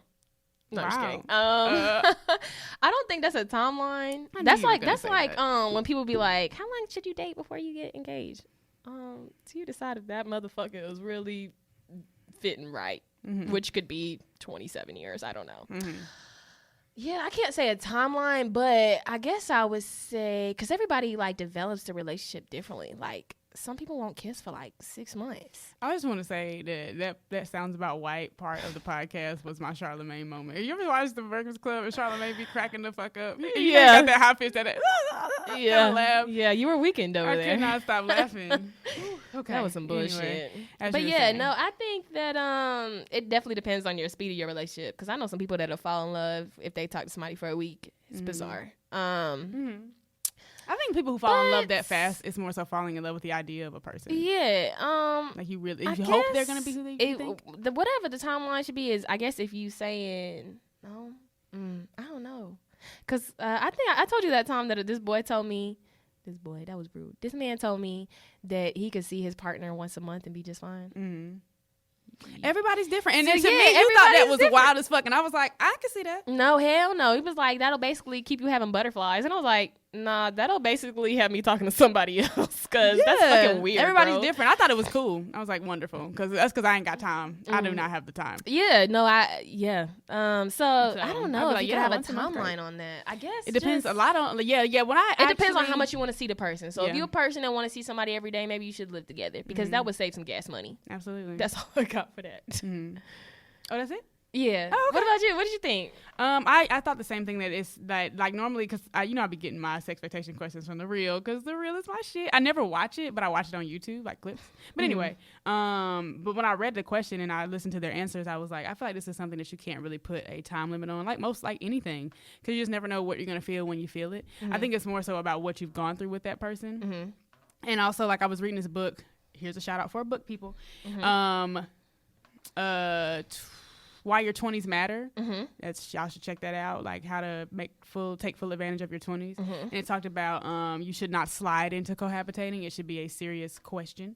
Like it should be, y'all should like talk about what your desires are. Yeah, because you know people like to just leave a toothbrush, to leave some drawers, and then and they were saying ask that for a drawer, and then they in that bitch. Yeah, honestly, truly, that's what I did. That's I think all of my friends have done. All of my female friends have done that. Slid into it. But I mean, like, hey, clear this drawer out real quick. And then you live there. And again, it's a great thing because it's just because you slide into it don't mean that you can't get like what you want out of the relationship. Like say you want to get married, like just because you slide into it don't mean you won't get married. But this book was saying that people have lower standards for roommates than they do wives or husbands. So you might slide into living with somebody thinking that's gonna lead to you getting married and shit. And meanwhile, they just over here like, I'm just trying to save some money on these bills. So you know, it's something you should talk about. It's something that you should like know where you guys are. I feel like in your relationship because you might want to move in because you love them and you want to see them. The other person just might want you to move in because again, it's a bill thing.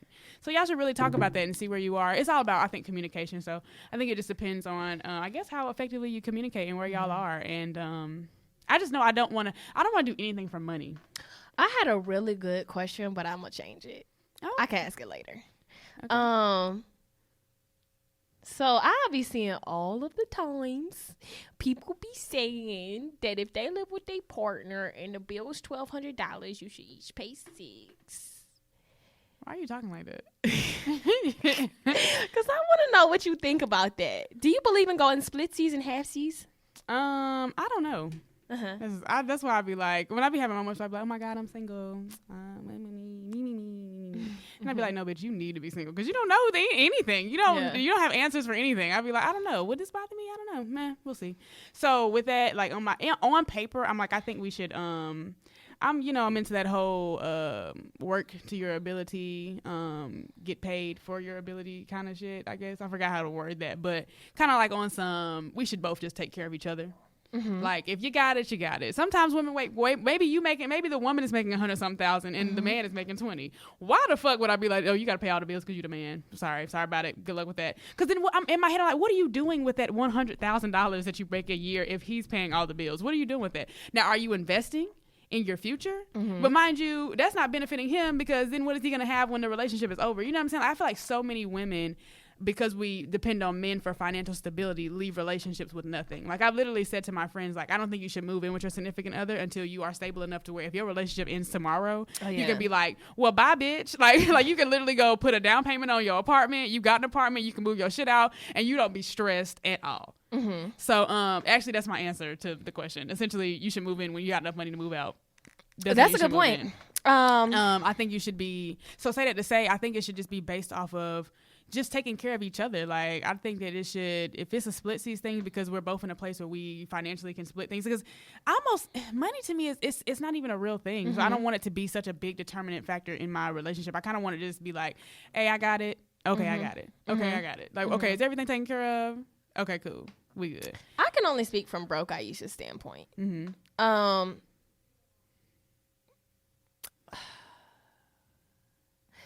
So white women make like 80 cents to the dollar of white men.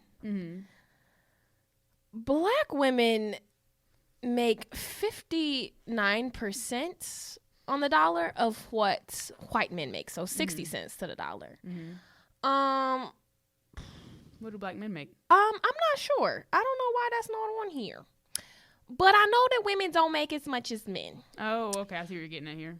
So I won't be going half-seas on a goddamn thing. But I mean, at the same time, that I think it's still great though, because women might not make as much as men, right? But again, if in this household, when it's just me and you, let's say it's me and you, I would say I'm a giver. Period. Like that's my nature, and that's what makes me happy. That's the only thing that gives me fulfillment in life is when I can give somebody something, which can be draining. But I'm sure if I made more money than my man, I wouldn't be like, I make more money than him, time to blow him to the curb. It depends on your actual relationship, not just your money shit, you know? But if I made more money, I would probably like to pay for more things. I don't think I would just be like, oh yeah, you could just chill on the couch, do whatever you want. Like I would still want you to do something, but I would be fine with paying for the things. But as a man, I feel like if you making more, I am perfectly okay with being old school enough to say, so you're the provider. I don't mind helping, but there's other things that I feel like a woman contributes to a relationship as far as just the nurturing, the nurturing and the feminine energy that a woman brings. I just feel like you just don't gotta pay for a grown ass man. But I mean, okay, continue. Yeah, I think that's it. Like, while there's a wage gap, there will be a gap in, I guess, these bills. I don't know. That's understandable, because I was about to say, but see, for me, I'm like, masculinity and femininity are constructs. Like, all these things that it means because you're a man are not real. We made these things real. The gender roles, yes, but I do believe in the masculine and feminine energy 100%. Really? I think those are different things. Yeah. It doesn't mean that as a woman I don't have masculine energy as well, because that happens. But I just feel like a feminine energy is different. Like how? It's more nurturing. But I think that, again, I think it's gray though, because I think there are men. I've met women who are cold as hell. Absolutely, but I also think that there are more innate things that you do as well. There are definitely things that you're taught. There's definitely things that are personality. But I just feel like in general, like even just looking at the animal kingdom, there are just things that feminine energy brings that male energy doesn't. Like, I'm actually really just looking for an example, because I don't know what you're talking. I'm like literally lost. Just based off of how it's just like it's a softer energy. But like, I feel like a male providing and a woman providing is just a different. I have to think of how to word this, how to articulate this. I'll go to the drawing board and I'll come back with the heat. Oh, okay.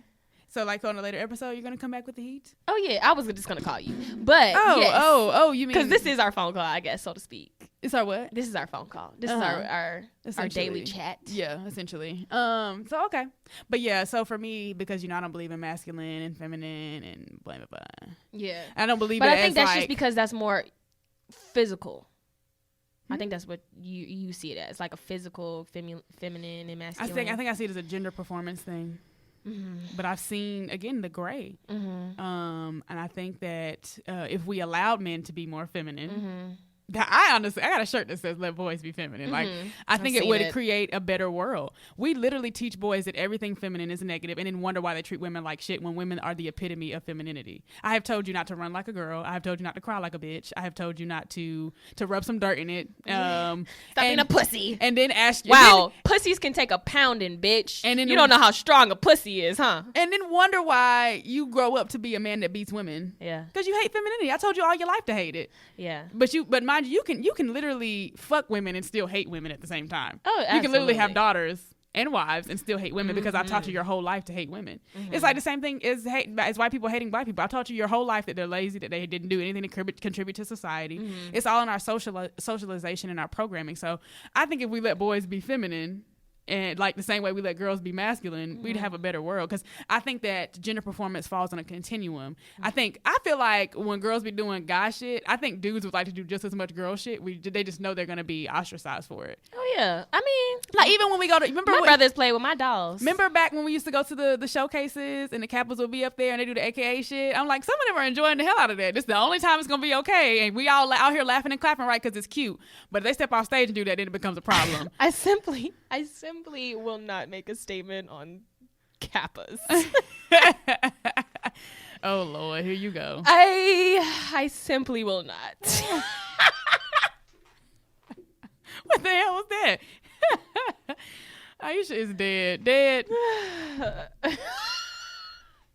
Yeah, they do enjoy the hell out of that AKA shit. Hell yeah. And you said you're not gonna make a statement. You shady as hell. I just said they enjoyed it. You said they enjoyed it. I'm gonna have the DMs when this shit airs.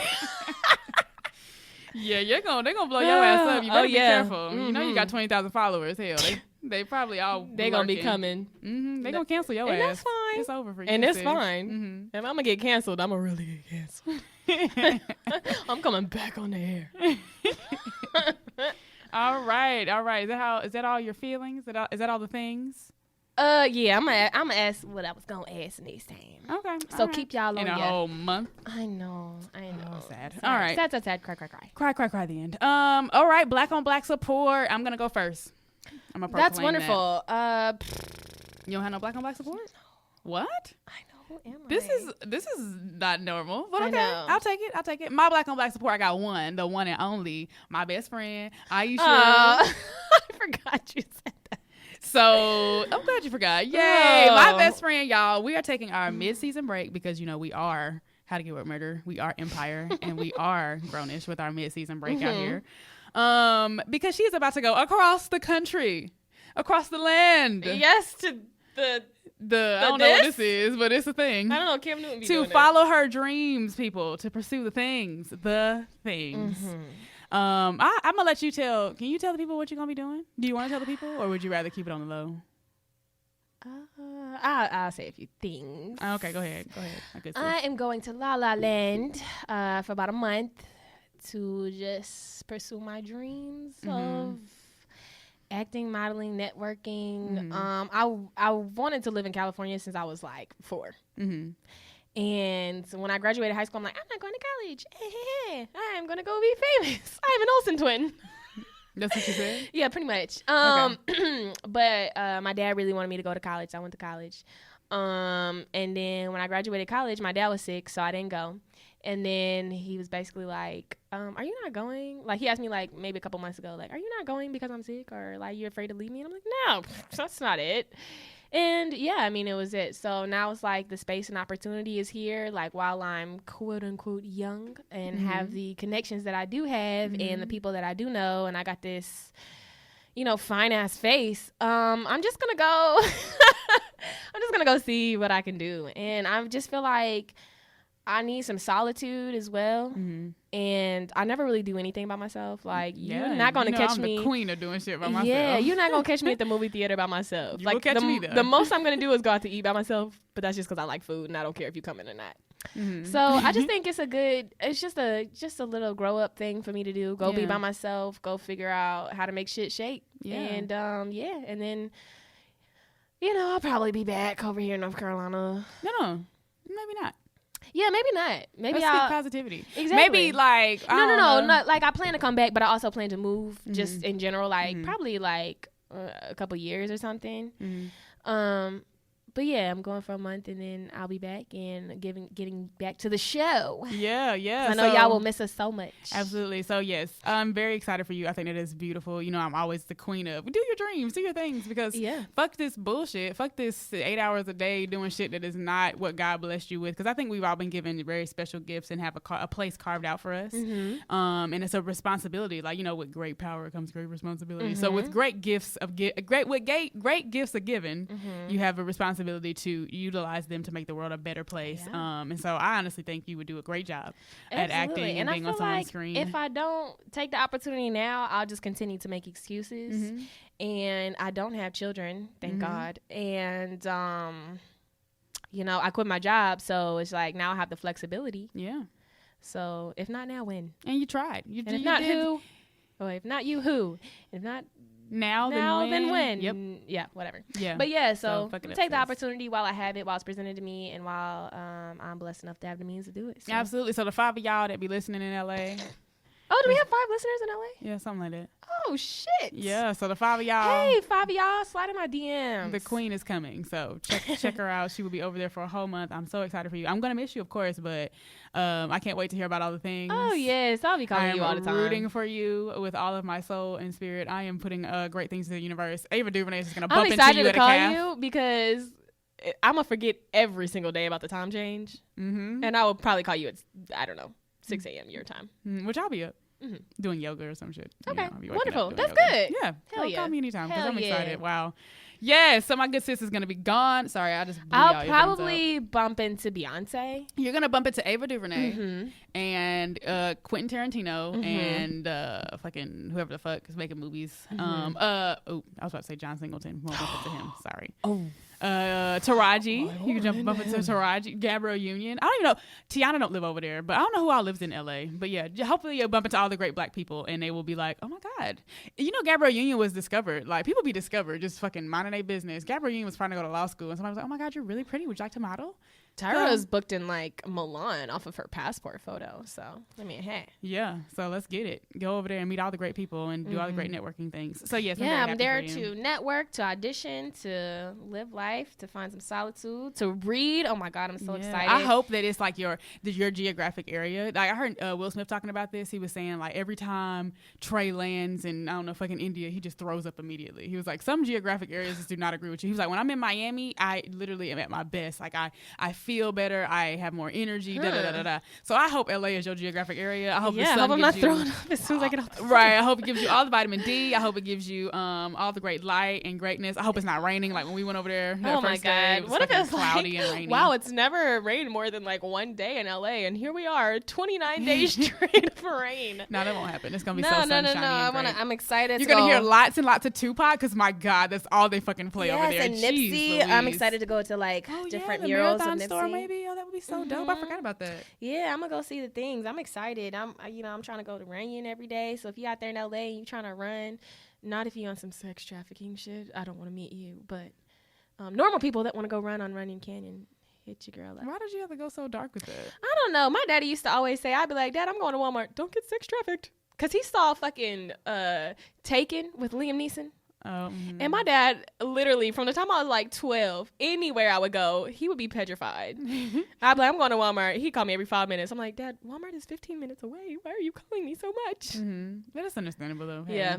parents. He was very, very scared of the safety. So I'll just, be praying to him every day, talking to him every day. He's going to, he'll keep me safe. So absolutely. I'm good on that. I'm just really excited and ready to get started. Yeah. Hell yeah. Super exciting. So, yes, that's my Black on Black support. My Black on Black support is just gonna be I'm rooting for everybody Black all the time.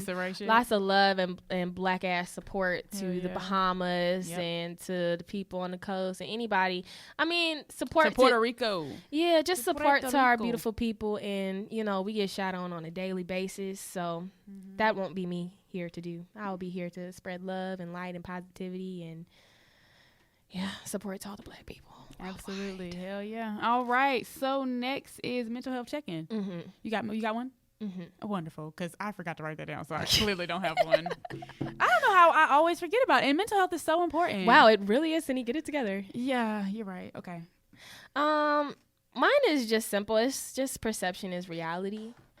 Nothing will annoy a person going through depression more than somebody saying, "Oh, well, just think positive. Think happy thoughts. Just fucking read a good book." Like, I'd be like, bitch, if I could just think happy thoughts, I wouldn't be depressed now, would I? Don't give me no more dumbass advice.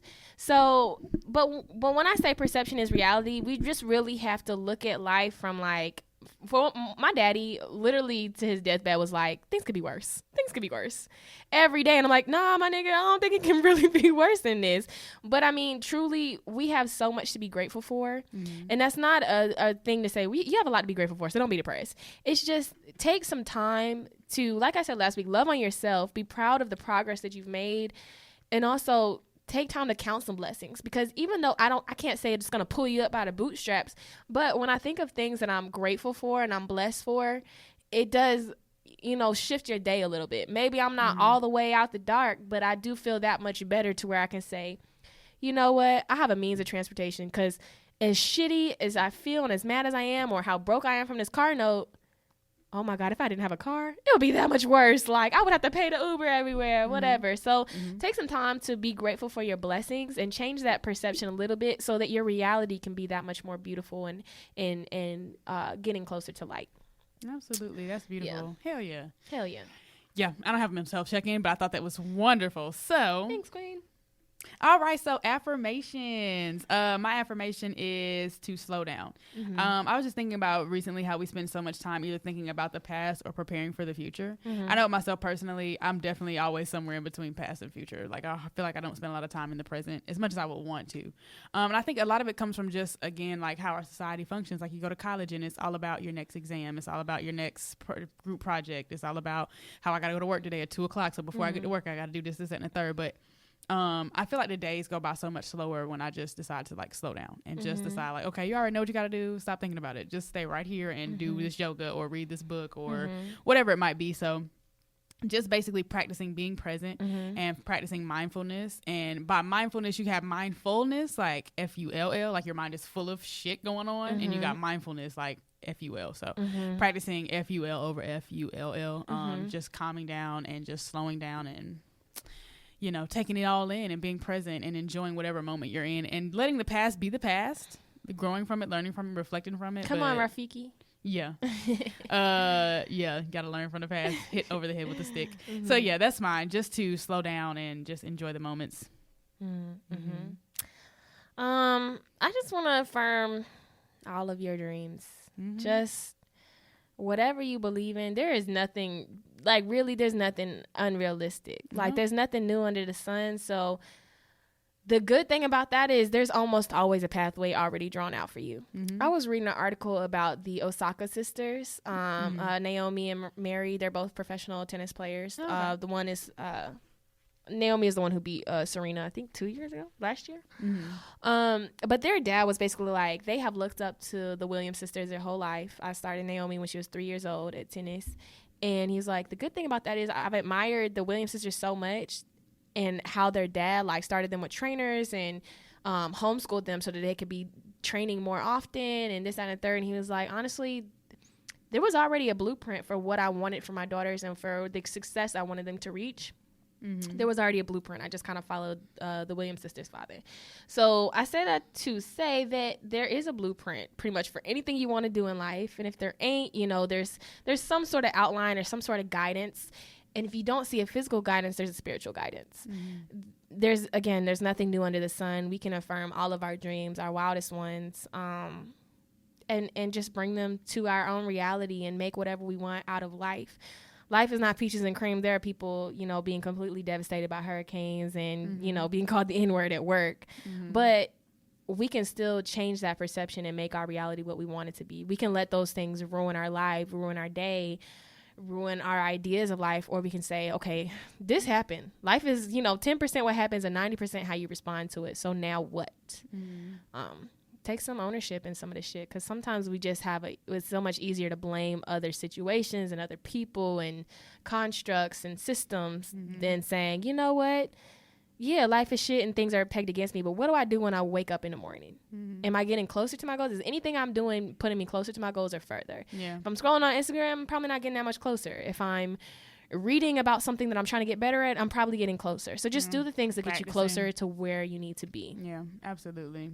Do something every day that gets you closer to your dreams. So even a small step is a step nonetheless. So absolutely, and it's a step you never have to take again. Yep, that's beautiful. All right, people. Well, we have come to our mid-season break here. Oh, well, y'all miss us so much. I hope y'all send us messages like, "Where's the living room?" I get those after like a week. So I'm hoping that people, oh my God, and don't forget about us because, you know, it's going to be a month. So. I will say that while we're gone, Sydney has Do Not Bleach, so y'all can keep yourselves entertained, up in the know, well-educated, informed. Y'all can get information on SydTheGreat.com with the Do Not Bleach blogs. You can also re-listen to our podcast as many times as you want to. Get our streams up. Tell a friend. Rate it. Listen with a friend because it's actually really interesting. Because I listened to our podcast with Mario and he was like, "Can you pause? Because I wanted to say something right here." And I'm like, "No, that's not what this podcast is." But guess what? At home with your friends, you can pause, have a discussion, and I think that's really cool because that's kind of the point of what we do. Is we want to inspire conversations. Absolutely. And again, evolution all the time. If you ask me about this podcast tomorrow when it drops, maybe my ideas have changed about some things. So just be open to evolution, to people growing, to people learning and loving much harder and more fiercely. Absolutely. So we will miss you guys in the 4 weeks that we will be gone, and we wish y'all much love, much light, much happiness. You know what? Success. And we will be back in the best month of all time, October. Oh, because of Halloween? Yes, the best holiday ever. You know, next to Juneteenth. Love some Halloween. Oh yes, I can't wait to thought and plot out here for Halloween. So you know what you're gonna be yet? Oh yes, you know I know. Oh goodness, it's probably gonna be like Little Kim and Rihanna's love child.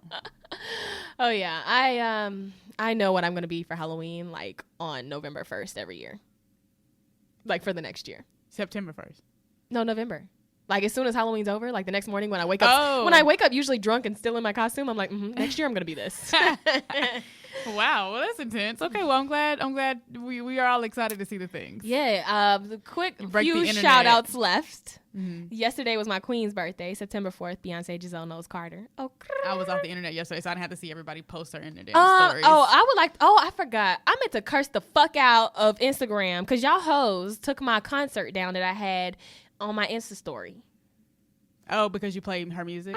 I sang like 12 of her songs, but they cut out all of my Formation song, and I was singing my little heart out. Mm-hmm. So fuck you, Instagram. Let me sing my mom's songs. Today is my little sister's birthday. Happy birthday, Alexis. And Kale EIA's birthday is coming up. Oh, yeah. We're about to... right? Yeah, the 7th. We about to... Child, we have been all over the planet trying to find somewhere to go. We were trying to go to the beach.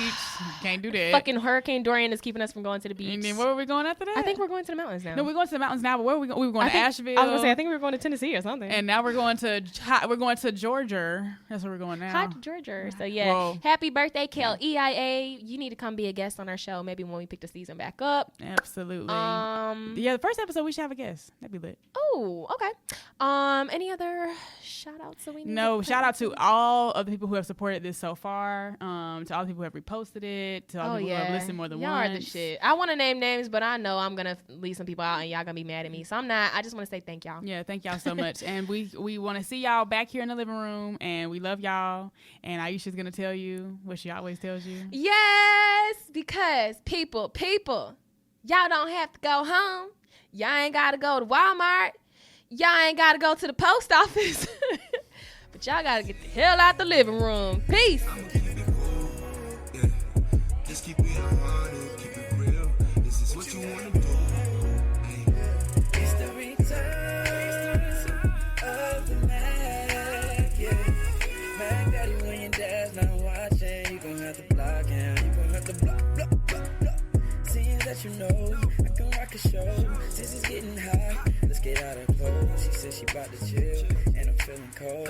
And it's good, girl, but I'm coming over.